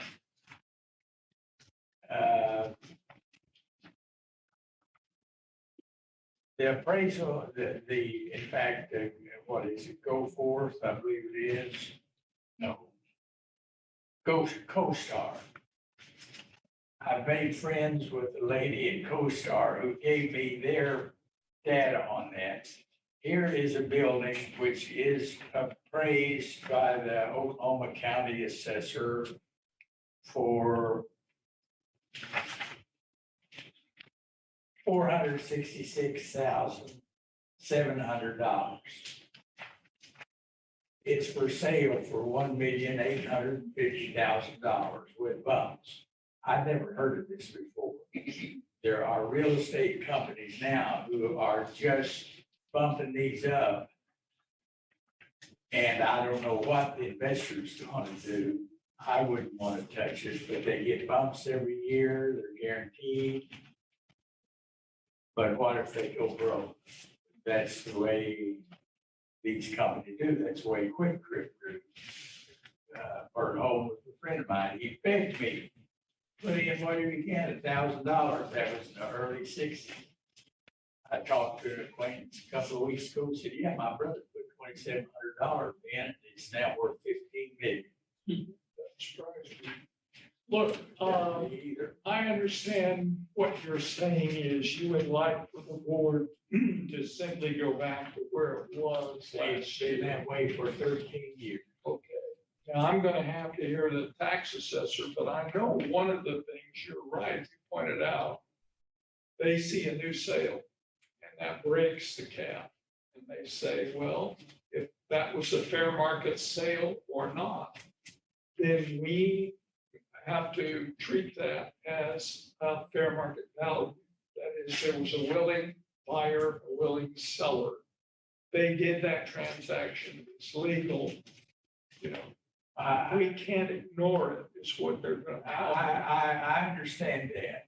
Okay. But, and I understand also that my intangible asset doesn't come into play. That is correct. It doesn't come into play. But what does come into play, that the point you made about that there's these people who work in that company, and you're saying, well, maybe if we raise this cost and I pass it on through the leases, which is what would happen to the taxes. Hey, well, Then they might say, we can't afford to stay in this state anymore. So well, that's, you're right. In fact, last year, they came to me and asked me to reduce their rent by 10% from the time the COVID started in April, I think it was. Could have been March. Could they reduce their rent by 10%? And they said, we promise we will pay you in December for all of that. And they did. And I appreciate that as a landlord. I'm just a landlord working for my tenant. got it. Okay, now, I think we understand your position. I want to hear from the tax assessor. They're the other side of this argument. Even though I think I know where they'll probably begin. So do I. Please introduce yourself to the board and My name is Jeremy Watson. Hey. Yes, we spoke on the up. phone. Good to meet you, sir. I'm a appraiser for Tulsa County Assessment. Does everyone on the board have this? Don't think we did. No, I got it. Okay, there you got it. Do we? It must be in the packet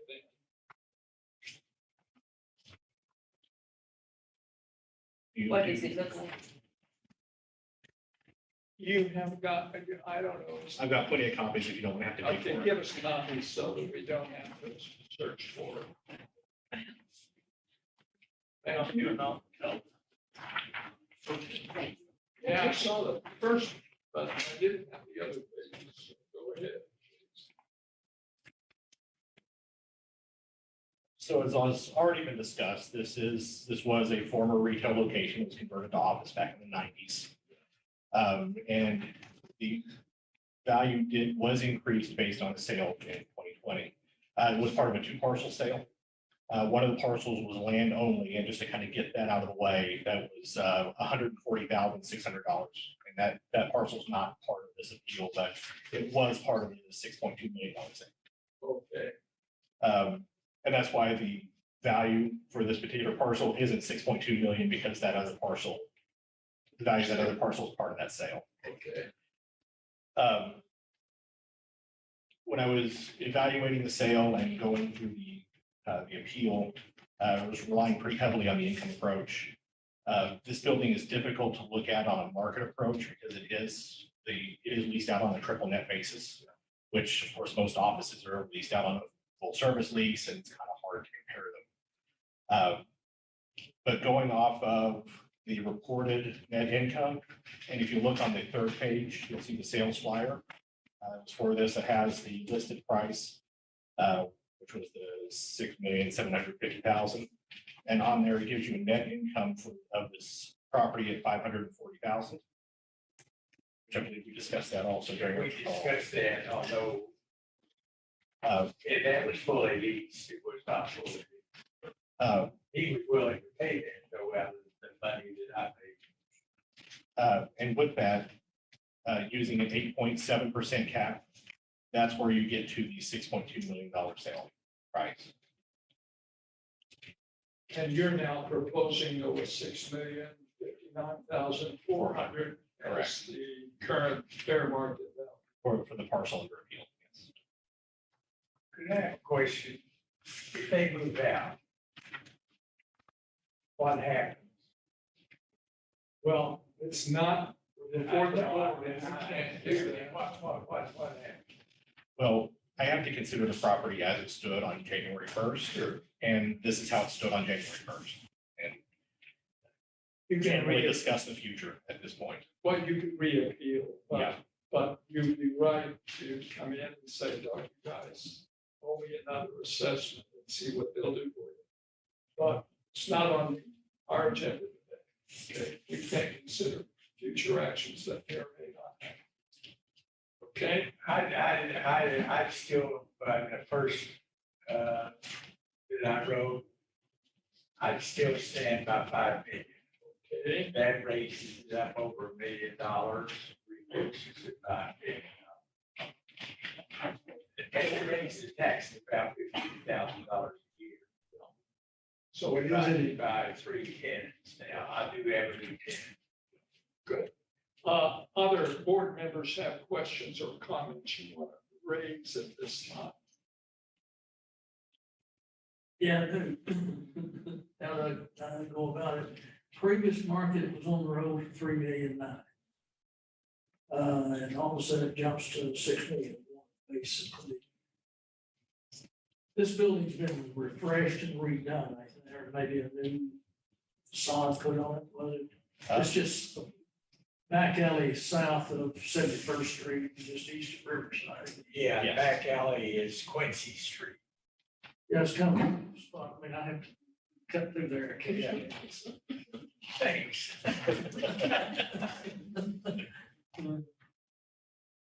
But When did it sell? Yes, it was a sale in February of 2020. and that number was what again? For the 2 parcels was 6.2 million.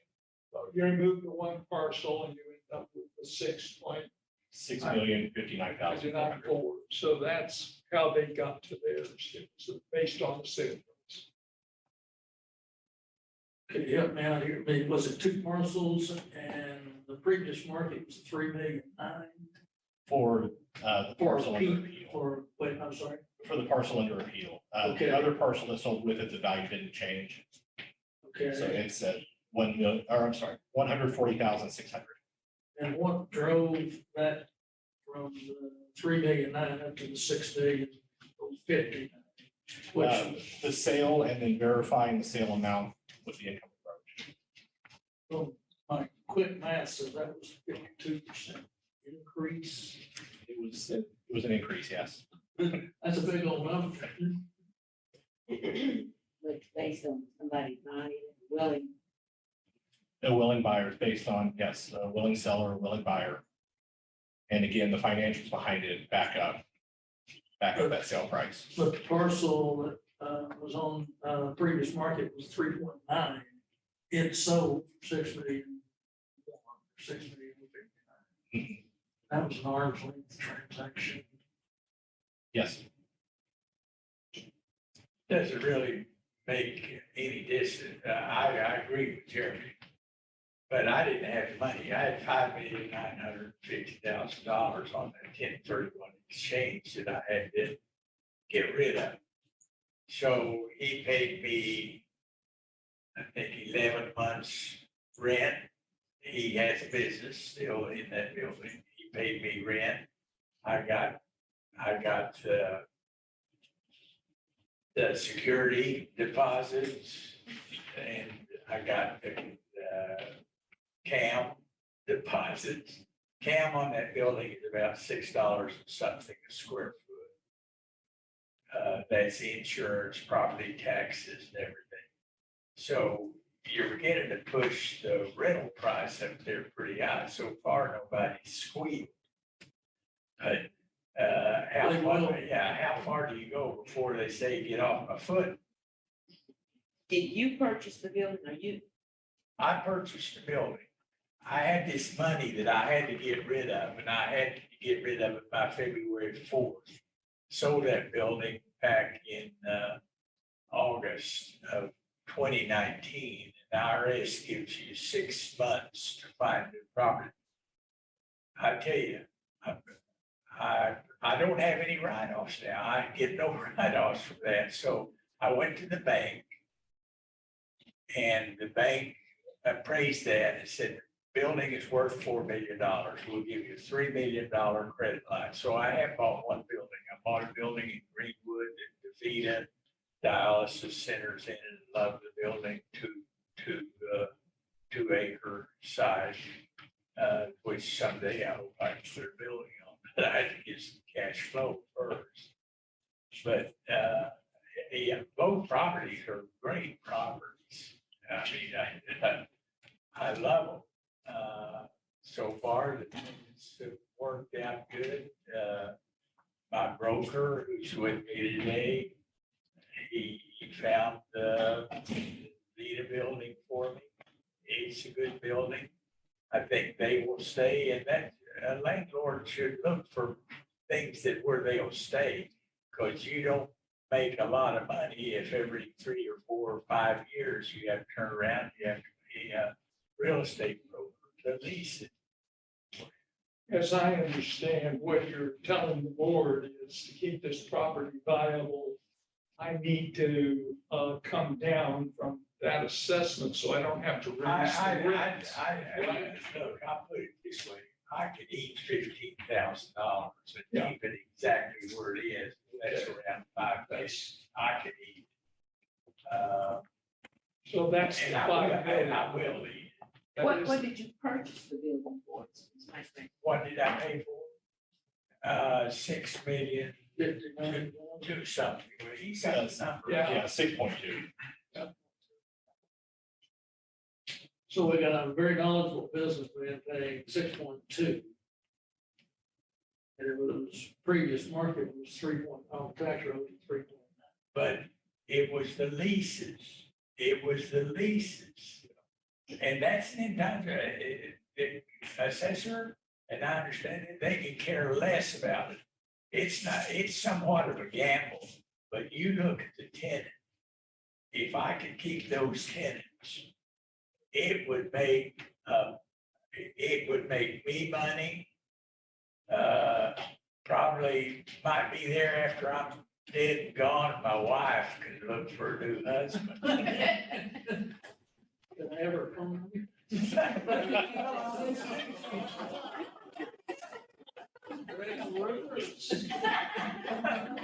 Did you not negotiate that when you purchased the building? Oh, I negotiated, they were asking 6,750,000, so I got them to come down $500,000. And give me, from, 5,950 up to what the ending sales price, they gave me all that money. And you want us to give Prepaid you a rent. million more? Security deposits and Well, everything. it's not exactly giving him a million more, but it is giving him a tax bill that's less by that million more. As he said, instead of a 30,000 tax bill, it'll be a 15 in terms of the increase. Look, we need to give this man a decision. I think where you're going, Ruth, is you're saying it was a fair market sale. Why are we involved in trying to solve whatever problems he has about who he leases to and maintaining them? His point of view is obviously that it helps to have all those people working in the county and that he has the right to tell us about that anyway. And he thinks that if we reduced it to 5 million, he can absorb that and doesn't have to pass it on to his leasee. So everybody wins. That's kind of his opinion. It doesn't have to be our opinion. I'm just saying that seems to me the case he's made. Charles, do you have any other question? Obviously, she's pointed to the obvious. That is, we quite often hold people to their fair market sale. That's just ordinary for both the assessor and for the board. We've got knowledgeable and very willing people on both sides. $6 million, 6,059, knowledgeable. Well, I made some mistakes in my life. I have two, and some of them I got pictures with. So I'm willing to come off maybe the 6 million sum. But we got smart people on both sides of this. So how much are you willing to come off is the question. I was hoping you'd ask Ruth that. Well, Ruth's already said she doesn't want to come off $1. So So, you're trying to convince me now. okay, you want, how about 585? I can do that. I think that's as best we can do for you today. And hopefully you can still maybe work that out with your leasees one way or the other. Make that a motion, Charles, so I can. I would move that we set the fair market value of $5,500,000. Okay, I'll second that motion. We'll vote as the roll to adjust is called. Dr. Ketchel, Yes. Mr. Vanderwiller, Yes. Ms. Gaines? Yes. Yes, this is the fair market value established by the board today on this property. I think that's all we can do for you today. I hope it works out. If it doesn't, I'll be back.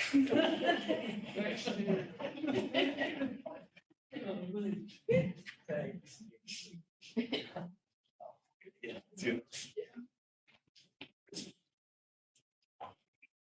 Yeah. Let's see what that is. All of the above. And this is,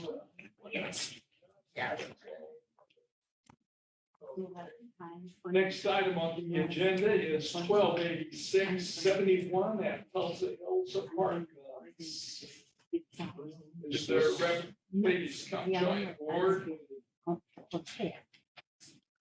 And you are? I'm Brett White. I think we've seen you before. 5 years in a row. That's not. Okay, let me read the formal statement here, and I see you've got another pack. Okay, go through it any way you want.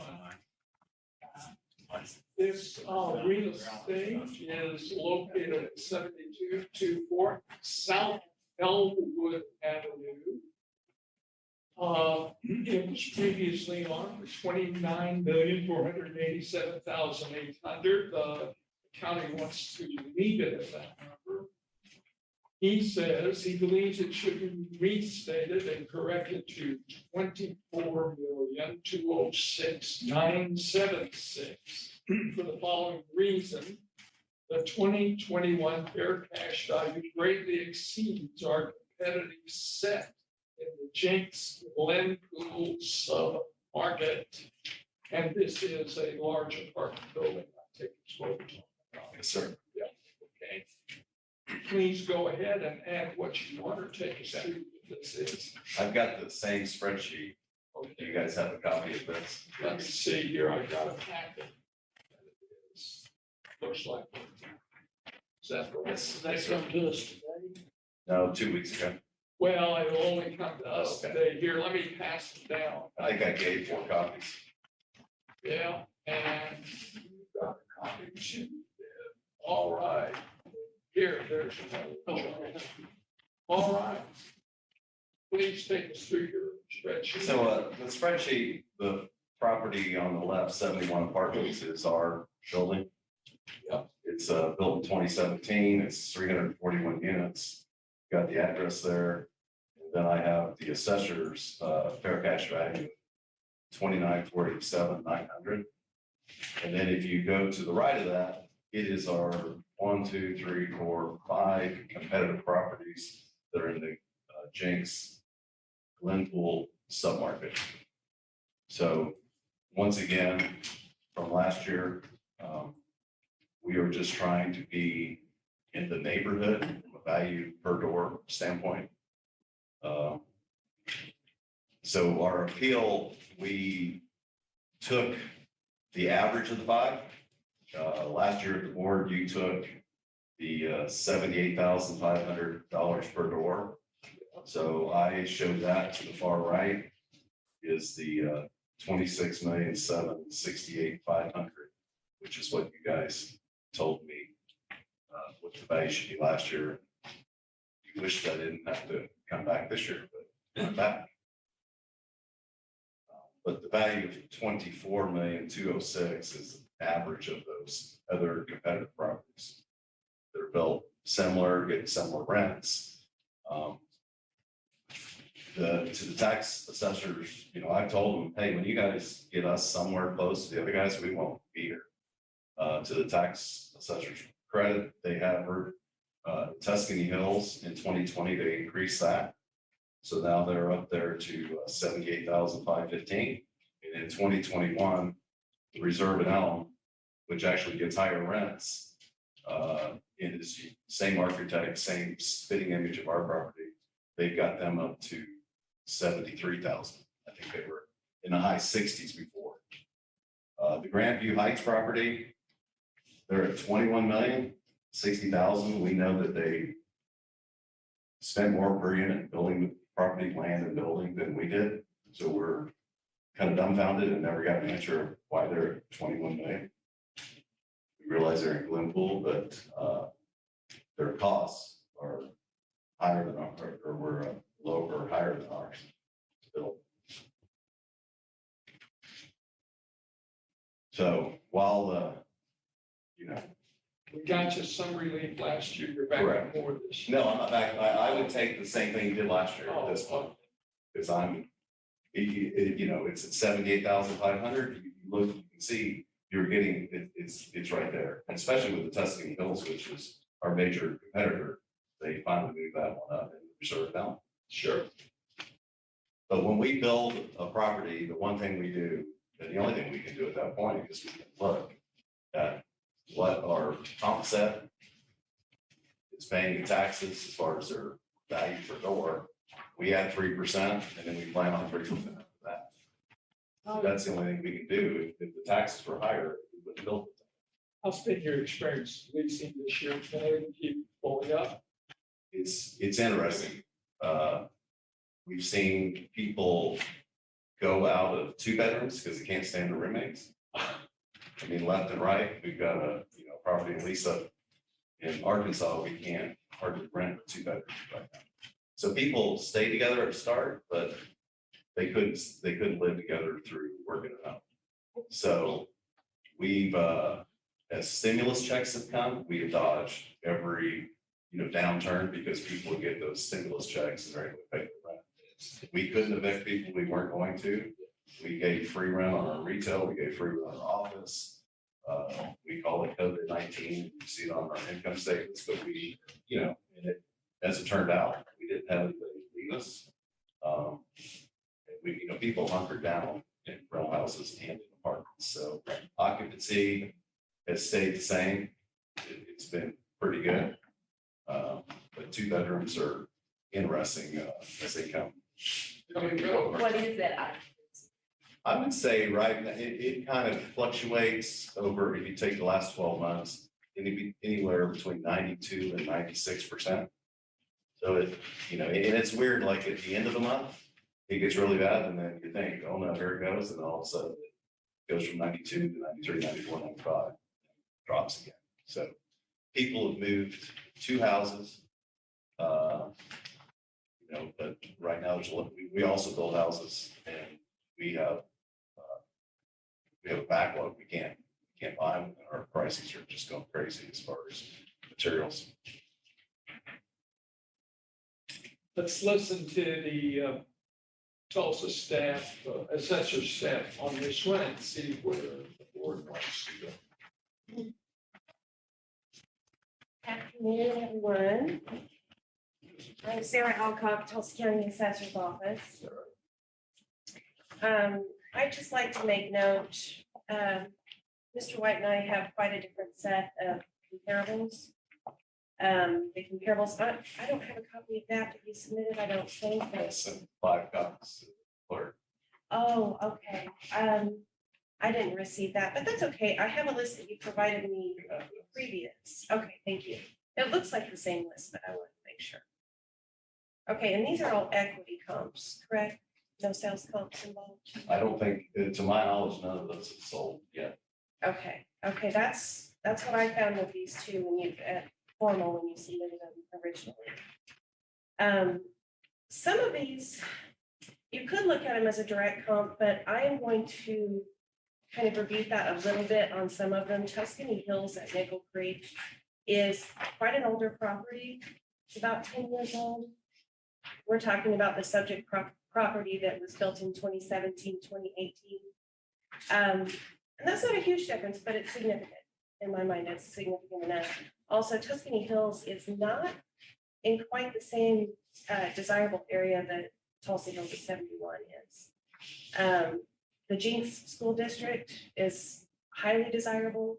Anything that's in Glenpool, like Grandview Heights, is not going to be what I would consider even the same submarket, just because of the lower desirability between the school districts, or the difference in desirability between the school districts. And also Glenpool rents overall don't pull per square foot normally even close to what you can in South Jinx. So some of these comps are a little older. We see some from 2000 that was built in 2000. That's 21 years old. I think just based on the age of that property, it's not highly comparable. We have some that were built in 2001, the Chesterfield. Cedar Ridge, I agree, that is a good comp. Thrive and Jinx, I agree, that is a good comp, a good equity comp. I just wanted to cover that since Mr. White covered that pretty extensively with you all. That's the assessor's opinions on that comp set. I didn't ever give you any comps. This is what I got from you. No, I've never given that to you. You must have another case. I've Nope. never. Nope, that's what I got. That was with the informal packet. That's not mine. Sorry about that, but I don't know where I didn't So do it. what properties are you saying are comparables are? Thrive and Jinx. So this comes from our leasing agents. Which properties do people come to our apartment and what do we sell against? And it also comes from this national firm that shows what our competitor says. Does this look familiar to you? Yeah, Okay, but that's This- part of it. Okay. this was included in the packet that was submitted at the informal level. Okay. All right, do you all happen to have a copy of this? If you know, that I've seen, you guys seen anything? Okay.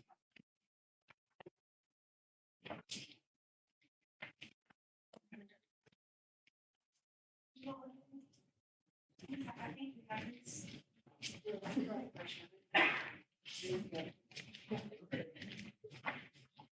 Okay, so. Looking at this property, the year it was built, I think it was finished in 2017, but it's on the tax roll 2018. The assessor current value is 29,487,000 roughly, which is about 86,500 a unit. I'm sorry, Go ahead. this is reflecting what This is the subject that we're talking This is about. a subject property, yes, I'm sorry. And here's the subject property information. I should have put that at the top. Mr. White is asking for a value of about 71,000 a unit, which would significantly lower this property to about $24 million is what they're asking. It has 341 units. It's on the larger side of units through Tulsa County. It has a huge number of units. During our informal discussion, I know we discussed what we thought the class might be. We agreed it's about a B+ class property, or AB, however you want to say that. You can see here all the amenities that are included in this property. This is a picture of the entrance and clubhouse, but it has a huge amount of amenities, more so than some of its other comparables in the same market in that class. I mean, they have a fishing pond. That's Well, pretty amazing. It's retention pond. Maybe you can catch dinner out of there at least, I don't know. It is Okay. retention because the land was so bad, we had to spend a lot. Yeah, can't. Okay, so if you'll turn the page, I'll start with my income approach. Here we have the potential gross income. I've applied a vacancy and collection of 3%. That's actually a submarket vacancy and collection for this type right now. I think we discussed that and the actual was about 95%. Was that correct at the time of informal? But if you take vacancy and collection, you have to have at least 2 or 3% to the occupancy. Vacancy. So vacancy and collection, I underwrite 7.5 to 10 for any deal we do. Because Okay. we have about 2.5 to 3% of people. Well, even at 3 or 5% vacancy, what I've seen CoStar reporting on this property as of January 1 was about 1%. So if we add 2% to that 1% as of the date of taxable situs, it would be about 3% if we do it Mr. White's way. Okay, if we go down to the expenses section, where you're looking at the market expenses, I have 5% on management, 35% on operating. This is pretty standard for a property of this caliber and age. It's not very old. I'm being a little generous on 35% on operating expenses. But I will tell you, Will, I have highlighted in blue here from our informal discussion. I asked Mr. White what he thought the expenses on a property per unit would be on a property like this, and he said anywhere between 5 and 7. I asked him to be a little more specific if he knew what the ballpark was for this property. He said about 5,800 per unit. My expenses add up to 5,630 per unit. So again, expenses, I'm coming in a little generous, more so than what we even discussed. Well, they gone up with property taxes and insurance. No, but I don't have any property taxes included in Well, I what gave I, it to you last year. okay, well, I'd like to finish my presentation, thank you. So we also discussed cap rates. We both agreed that an 8 loaded cap rate for this B-class property would be appropriate. You can see I'm coming out to $32,600,009. So approximately $32.5 million on the income, which is reflected in yellow down at the bottom, 95,000 a unit. I feel very confident about this income approach, especially since we've already discussed it and we kind of came in line with cap rates and expenses in advance. Here we have the market approach on the next page. Okay, so I managed to find 3 sales that are highly comparable. Dream, Aspen Creek in blue there, Encore Memorial and Atria. Do you see those highlighted in blue? Okay, those are sales. The subject property is highlighted in red at the top. The others are equity comps, which is what Mr. White has provided here today. He has a set of equity comps. I have equity and sales comps. Now let's take a look in the far right-hand column, and you can look through these columns. These sales are good. They're arm's length. They're recent. They're built in the same, within 5 years of the subject property. They're both, all of them are huge properties as well, not quite as huge, but within the same subset. They all have full and luxury amenities, except for this Encore Memorial has more of a standard set of amenities.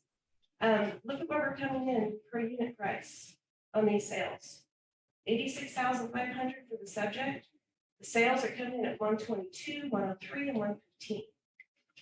Okay, so this is telling me this is a very strong indicator because this is the most important and reliable indicator on the market, our sales.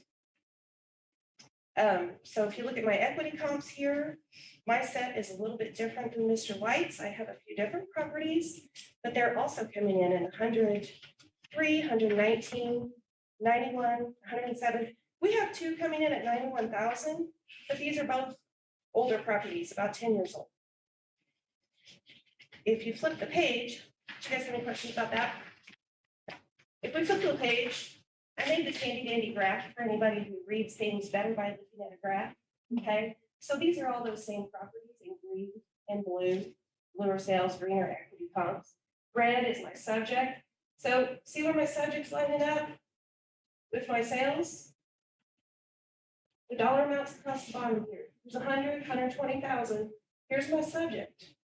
Here's my sales. Here's my equity comps. If we take a good look at that, I have known since I've worked at this off, I have known since this property was built that this property has been historically undervalued by our office. We try to do things right every time, but we're not always perfect. But I have 5, 6 different coworkers and appraisers that will agree with me on that. And I think it's shown. I don't know how else I can bring it to the table and prove that this property, yes, it comes back year after year after year on protest. However, that doesn't mean it's not undervalued. And my opinion is that it's pretty severely undervalued. And the next page, we have photographs of the interior. We have 10-foot wall heights. We have crown molding throughout. We have a resort style pool. Plus, you got to consider all the amenities that I listed on the front. I mean, this apartment complex is primo. If you turn the page to the very back to my conclusion, we have to remember that this property is in a highly desirable area. Glenpool is getting there, but it's not changed yet. Okay, so this is why I didn't pull my comps from Glenpool. Given the attributes, location, class, and quality of this property, it's at the top level of desirability, and as compared to the competitive rent set, it lines up exactly with these properties that are coming in over $100,000 a unit. So if you look at my cost approach, our Canvas system has cost approach of $36.5 million approximately. My market approach, I came to $36.5 million through market approach. And you can see the price per unit on market and cost line up at about $107,000 a unit. Now, remember, we currently have it valued at $86,500 a unit. Okay, my income value is at $32,600,000, which would be about $95,600 a unit. Not only that, we have a mortgage on this property. If you consider loan to mortgage value on here, it's probably at least reflecting a $34 million transaction on this mortgage, maybe more. I'm being generous at 80-20. It may have been more like 70-30. Okay, so my recommendation, my opinion of value, you can see here at the bottom, is $36 million or 105,600 per unit. So what you're recommending is, I'm trying to look at the formal appeal. Current, this appeal, that is the current value. You're saying that one, if we just sustain that, that would be under what you think we should be doing. So you are proposing not what we usually see on this is sustain. That is, that the assessor, people come in and they say, we gave you the value and we want you to sustain that. But you're saying, nope, I want you to increase it to this, what, 32 million? Wasn't that it? 32? My opinion of 34 value is million. 36 million. I'm Oh. going with the cost and market approach. Number one, the market approach to value is the most reliable that you will find. My income approach is close, but I was being really lenient and generous with everything down the line on that. So that's why I'm coming in a little less. If I honed in on it and got it super accurate, I bet I would be at 36 million. So what I went with was the cost and market value. When we have two approaches aligning and everything looks good, typically we'll go somewhere in that range. So I took it down to 36 million. That's what my opinion of value is. I know the board has its duty before it. I'm not going to say or try to lead you in any direction. Obviously, it needs to be sustained. In my opinion, the board has its discretion what it wants to do. Oh, in of terms course, no, value. So, no, we can raise, there's no question about that. Why didn't you set that value at 36 million? In other words, what she's asking is why did it come in this way? If you were going to come in and tell the board, I need to have it raised to 30, it's going to be 36. Is that it? yes. Why didn't I raise the value at what point? Well, Are you, whenever this was put together. I don't do, that's not, I know that maybe comes from our office, but I don't Yes, do it that certainly form. comes from your. I don't do that form Is it myself. the clerk? What? Yeah, that's the I'm clerk. sorry, someone speak to, Comes from the RealWare system out of the assessor's office. It pulls their values from before the informal and then after the informal. Okay. so it's out of your database, is what Yes. she said. So what that form means is that we conducted the informal at the 29 million plus some. Yeah. And I denied it. I denied the request to lower the value at that time. So that's why we're here today. Say that this rebar is not the last. I'm not seeing 36 million on there. No, the reason why, I don't mean to confuse you with that. What I'm saying is that as an appraiser, Yeah. my opinion on this property is that it's worth $36 million.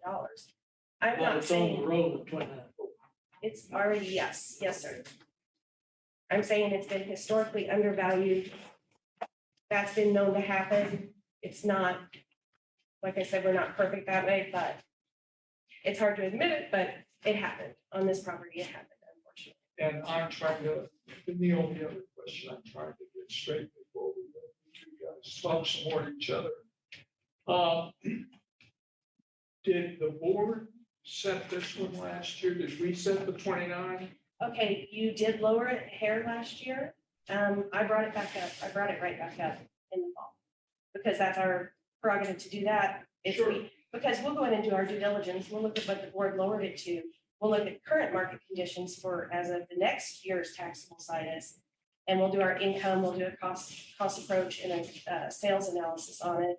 And at that time, I saw that it needed to be raised quite significantly. And I'll be honest with you, at that time, I thought, well, the board keeps lowering it and we keep raising it. And I want to put $35 million on it or so, but I I don't know, gun shy, you know what I mean? I kind of step back and go, well, I gotta be right about this, I gotta be right.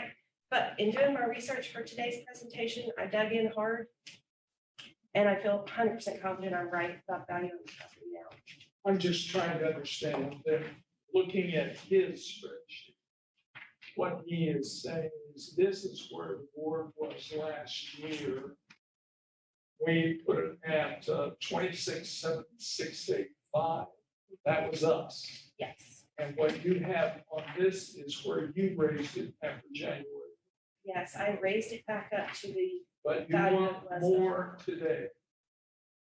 Okay. I want the board to do what the board sees fit. That's Well, what I of want. course, we'll do that. You don't have to worry about that, but I'm just trying to understand where the numbers came in this discussion between the board, the owners, and the assessor. That's my job as the chair, just to clarify the information at this point.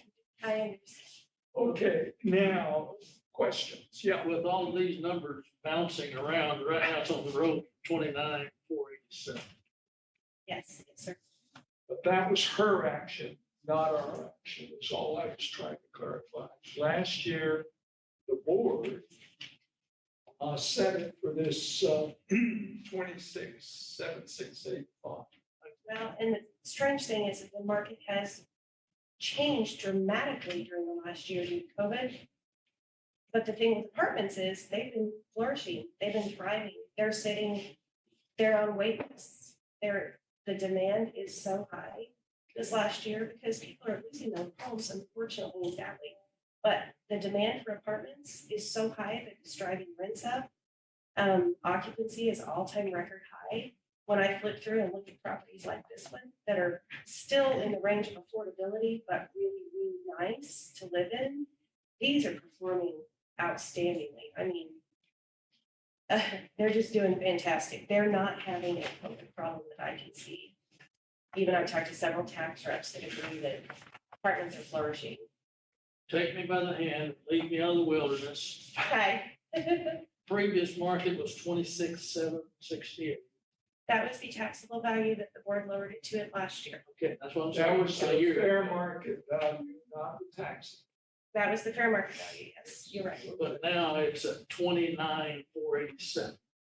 Yes. So what was the process that got it one to the other?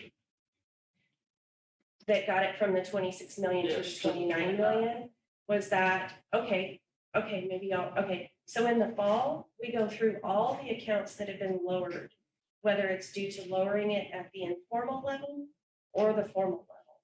And we take all of those accounts and take a second look at them. And we say, hey, is this gonna stand? Is this what's reflective of the current market for this coming year? Because we're required to look at it again. And what I did was I took this property and looked at it. I did my income approach on it last fall. I did my sales workup. I did all my comps. I did my due diligence. And I came up with about $36 million. But And the that's why- process right now has it 29. Yeah, because I got chicken. I'm telling you, I was a little, Okay. Okay. now- I don't mean to say that, but I mean, seriously, I wasn't chicken, but there's something where you've got to really work it and work it and work it. And now that it's come back to my table and I see after I really dug my heels in and done my work on this even more, it's just reinforced it for me. So I feel confident now. I'll have another opportunity to change the value. But I'm just saying what it is today. Yeah, your presentation says it's $35 million. 36. 36. 36 million. And I think it's shown in my comp set. I have one of the strongest comp sets I've seen in a long time on property like this. And if you look at all these values in here, this is where we need to line up on this property. All I'm asking for is 105,000 a unit. And if you look at these, that's right in the midland, it's right in the median. And these are definitely comparable properties.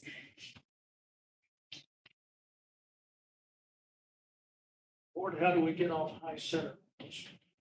Rude? Does he have a response to what? Oh, I'm sure he Oh, does. yeah, But sure I do. I just wanted At this stage in the game, I'm just trying to let each of us respond to her presentation, then we'll let you. What, did you have any other questions of her? That's what I was trying to let Charles do. So you want to ask her some questions? I don't know. Oh, okay, that's fine. Then, yes, it certainly is your turn to go through and respond to the assessor's presentation about her, how she came to the value she's Well- recommending to the board. I guess if I went through and picked out everything that I wanted to pick out to make a high value, I could do it. And she's done that. I'm using what you gave me. I'm using your expenses that you told me. I'm using You've this. never seen our numbers and you've never, Okay. I wrote it down when you that's- told me. Sarah, Sorry. he gets to say his piece. Okay. and through that, you never talked about this. These are our comp sets, our leasing people. And you're saying you did provide the You can assessor see staff a few of the those are online. spreadsheet. So these are, yeah, yes, I did. Okay. She's had it. All right. And that's always been our argument, is this is an exact science on a good day. Yeah. So if you want to pick cap rates, you want to pick taxes, you want to pick expenses per unit, you want to pick amenities, there's costs with amenities, other expenses. And we had this discussion, I think that's why I said her something. I didn't know if I said her co-star or Yardi, but she was telling me that our property was different than Tuscany and Nickel Creek, Crown River. And I said, well, the national people that rate these things have us at a B+ and have all those properties at A-. So I am just trying to stay in our neighborhood, similar properties, similar rents. And I don't even know where she could come up with that and sales that have happened. I haven't known of anything to sell this year. It's on CoStar. Those sales that Just, yeah, they happened this year. yeah, 2019 and 2020. Yeah, I didn't see anything trade in 2020. I see one complex that's the same, the Crown Village at Elm.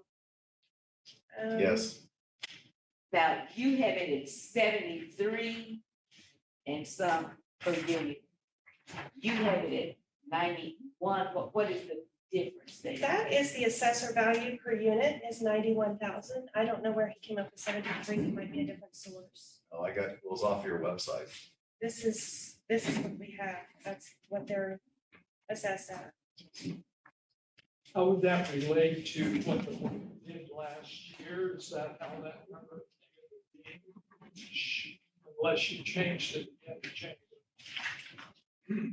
It should have been that number as of, It's got 11,513,000, no change in 2021. It stayed the same. On Crown Crown Village, Village. that's 73,000 a unit. Well, okay, let's, okay, I don't And know. I mean, have it in front of I me. don't really want to get into the costs, because I told you before it's proprietary, but I can tell you that our total fixed assets are less than $28 million. Our total costs. That includes loan origination fees, that includes all the appraisals, all the things that go along with getting a permanent loan. I also supplied her with, because I told her proprietary, I didn't want to give her stuff that we own right now, because as I told the board last year, we had a deal where we had 70,000 in it, and we sold it we had it on the market for 90, and the guy found it at 70, the deal fell through. So we're always looking to sell, if you can find a 1031 exchange buyer coming out of the state of California, coming out of the state of Washington, coming out of the state of Oregon, that has huge state income tax and federal income tax, it says, hey, Oklahoma, I can't go wrong on this property. If I've been used to paying 150, 70, or $200,000 a unit, I buy this thing for 85,000. Yeah. So we're looking for that, but we haven't sold this property. And at 36, yeah, we would sell it today. At 32, doesn't even sound bad, but we have not sold this property, and all we want to do is been treated like the other people. We could not do the property taxes. We wouldn't have built the deal if we would have had a $32 million or $28 million value. We just went to what people were paying in the neighborhood. and what you were asking for today is essentially what the board set it for last year. Yes, yes. I thought maybe if they knew I was gonna go to 24, maybe they'd say, oh, I don't want to go through that hassle again. They go for 5 years. So I've had Tracy, Neil, Logan, Terry, or Slasko, and now So, new one. So I don't know if, no, that's okay. I just try, all I was doing with that comment was just to try to return to what is being asked by you and what she is proposing. Her proposal does go beyond what was presented in a formal way, but it's okay. She can do that. Or to do that, there's no question about us having the authority to do it. Question is wisdom.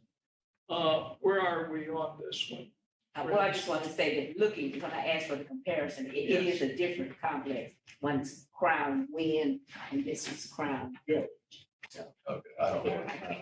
I was just showing her whatever I gave her, the only reason I gave it to her, I didn't look at the rest of the thing. It's a market report, but I just wanted to show her that we're a B plus and these other properties are all A minuses. I have never seen, okay, I don't know what your source is for that. Reagan knows it's A minuses, but You guys we have a subscribe to yard, very, you guys subscribe to yard? I don't use Yardi. No, Here it is. that is not how CoStar defines those, and that's not how an experienced appraiser would define those properties. At this point in the market, there are A properties all over Tulsa, and those don't fall within the category. In my opinion, they fall within, Well, how about the rents? You know the rent's the same. You know what not Nickel Creek exactly and the Dusty same, not exactly the same. and Crown River. And no, the area is reserve. not the same. Well, the area reserved in Elton Jenks, it's right near down by the high Maybe they school. need to charge a little more rent. Well, they charge the same rent as we charge. Well, I don't have an excuse or a reason for that. I'm saying they're not comparable properties because they weren't built in the same age range. They're older. I mean, they're going to naturally be lower value. They might have a different square foot.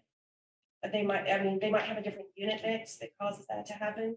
But what I'm saying is, I don't know how anyone can argue with these comps. These are very, very strong Then sales why would comps. you raise and these equity guys comps. to 36 million?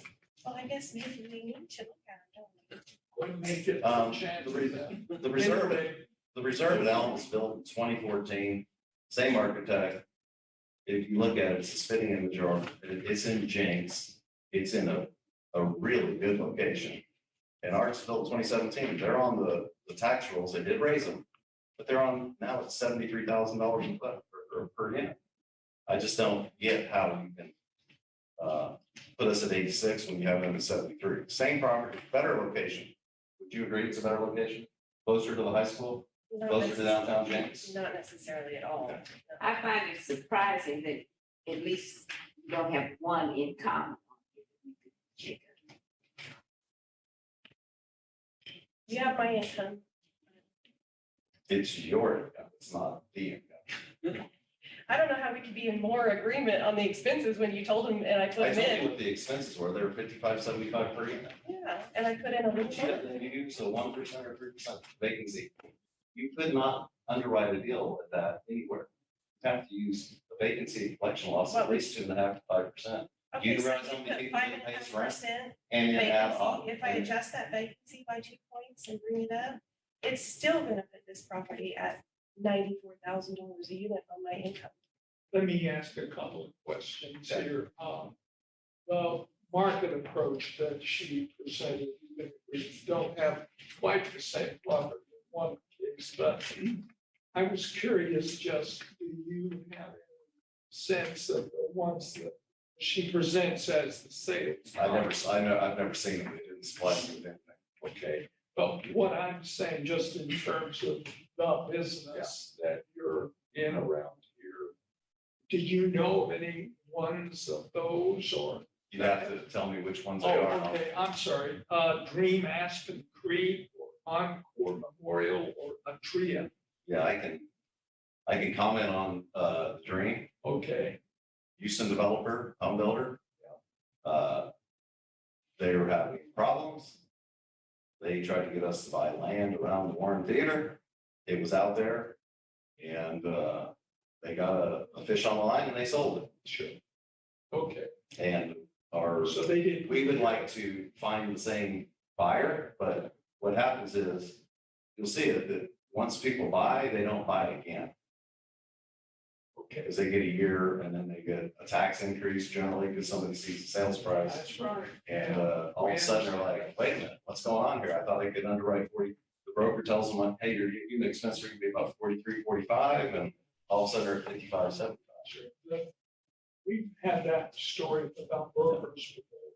And I don't mind, if we sold, I wouldn't be here. No, I know that. Other questions, I've kind of answered, or I've got the sense of the disagreement that's genuine here, and I'm not saying that either quote. I think they are reasoned opinions, let's put it that way. They're just different opinions. Okay. Now, Charles, did you have any other numbers you wanted to run them down before we try and do our usual? Cut the baby in half.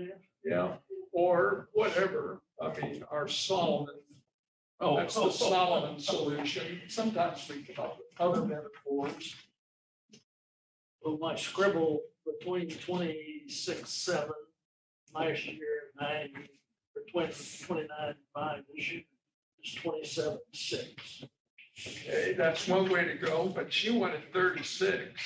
Did that not make any sense at all to you, her presentation on that? And I'm not saying judge her work effort, I'm just trying to say, did that have any persuasive?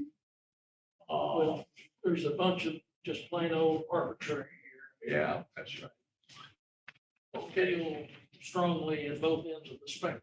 Okay, so you're willing to raise him a little bit, but not too much. How about you, Ruth?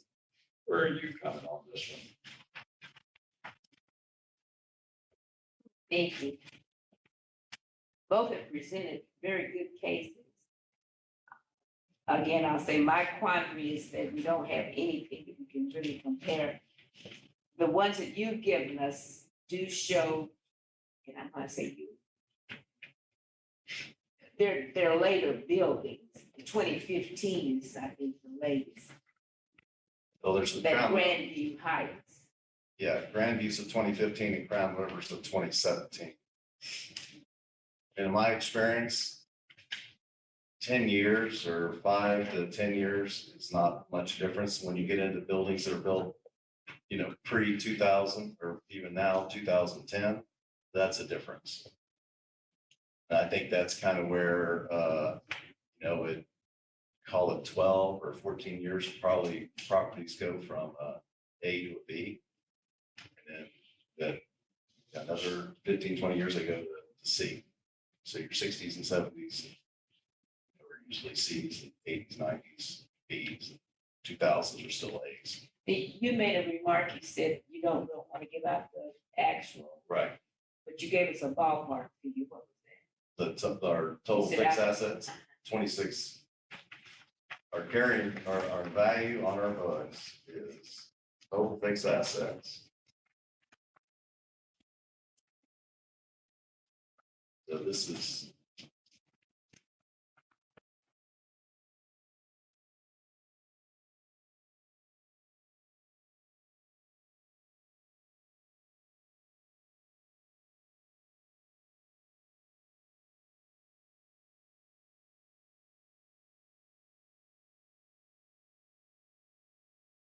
$27,766. Boy, I'm surprised I had 27 stuck in my mind, that I remember the numbers, I had to look at all these numbers, but yeah. Okay, so, or rounded up 28, But that also includes other things that I don't know. no, I heard soft costs today, and I don't know if you're counting those or well, we pay it's, a lot of it's what costs. you got on your books, that's what Charles asked, and that's what. So what Charles is proposing, essentially, it's what he's got on his books as the asset. What did you say, Charles? 7.6. I know it's 28. Why did I come up with you moved up? Around, Oh, was that it? Okay. yeah, I'm at 27. Okay, here's my dilemma, frankly.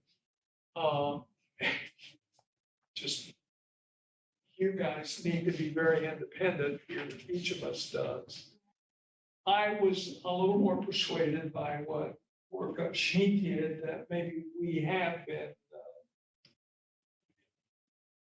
as a board, have been trying to help these rental properties stay in the market and make a living. But I'm also persuaded that there has been some increased value in these kind of properties, and particularly as we went through this pandemic year, believe it or not. So I was actually willing to say I could go 30 million, I couldn't go up to 36 because of what she was saying. So the difference between the two of you and me is about that, okay? That is a significant difference, and I'm certainly not going to hold out for mine. If you two. But your number is what? Mine was a 30 million even because she was 136, and I thought that was just too huge a jump. But I admit that I found some of her presentation in terms of recent sales persuasive. I agree. I think both have very persuasive cases. Well, that's why I say if you want 28 I mil, just wish I had one little thing I could say, okay, she said it's this, and he said it's this, and we can look and see. But we don't have that. yeah, With the rent or the vacancy rate, he's doing very good on very that. good. I would say I would sustain 29, 4, 8, 7, 8. And Okay. what was the penny? What's, What have you? They have. was that a Remember what motion? it is again? Was that a motion? She wanted to just sustain what was on as of January 1, which we now was officially put there by Sarah.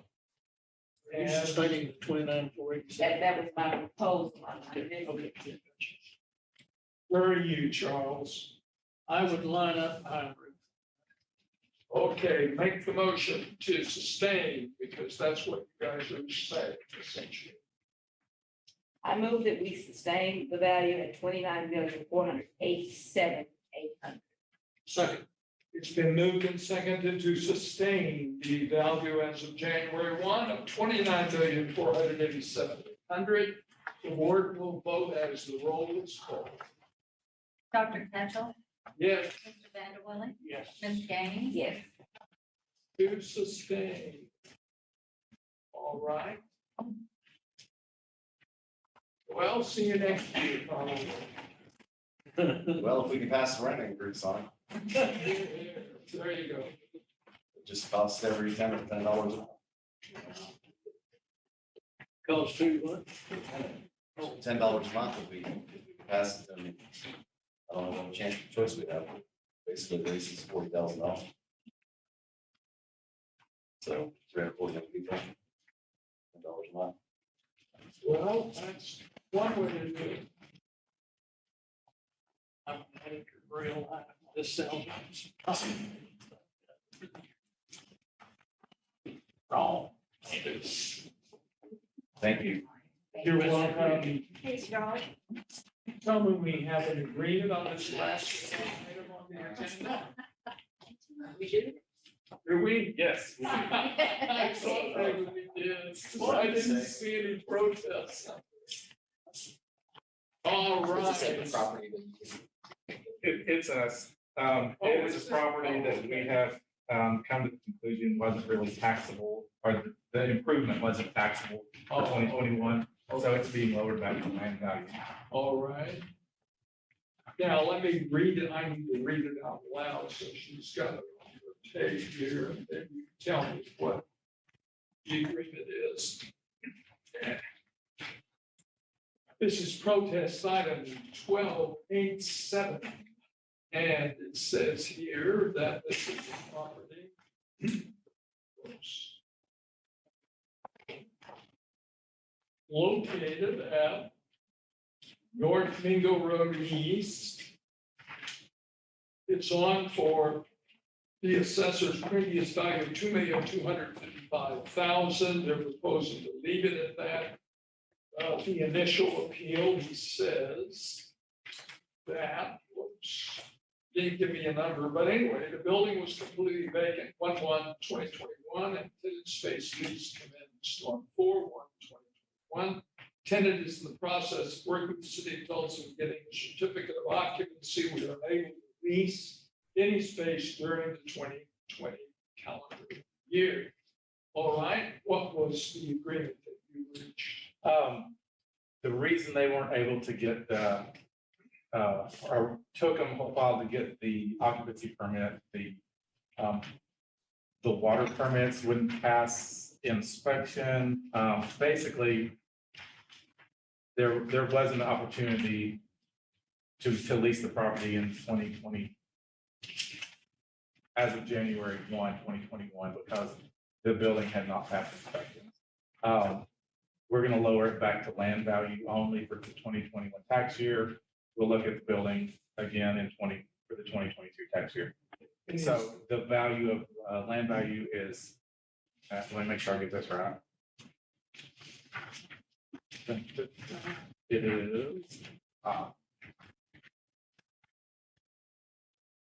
$335,000. $335,000 even. Yes. Which is the current price. And this is by mutual agreement. I shall move by agreement between the assessor and the owner that we reduce this back to its land value of $335,000. Do I have a second to my motion? Been moved and seconded. We'll vote as the roll is called to adjust.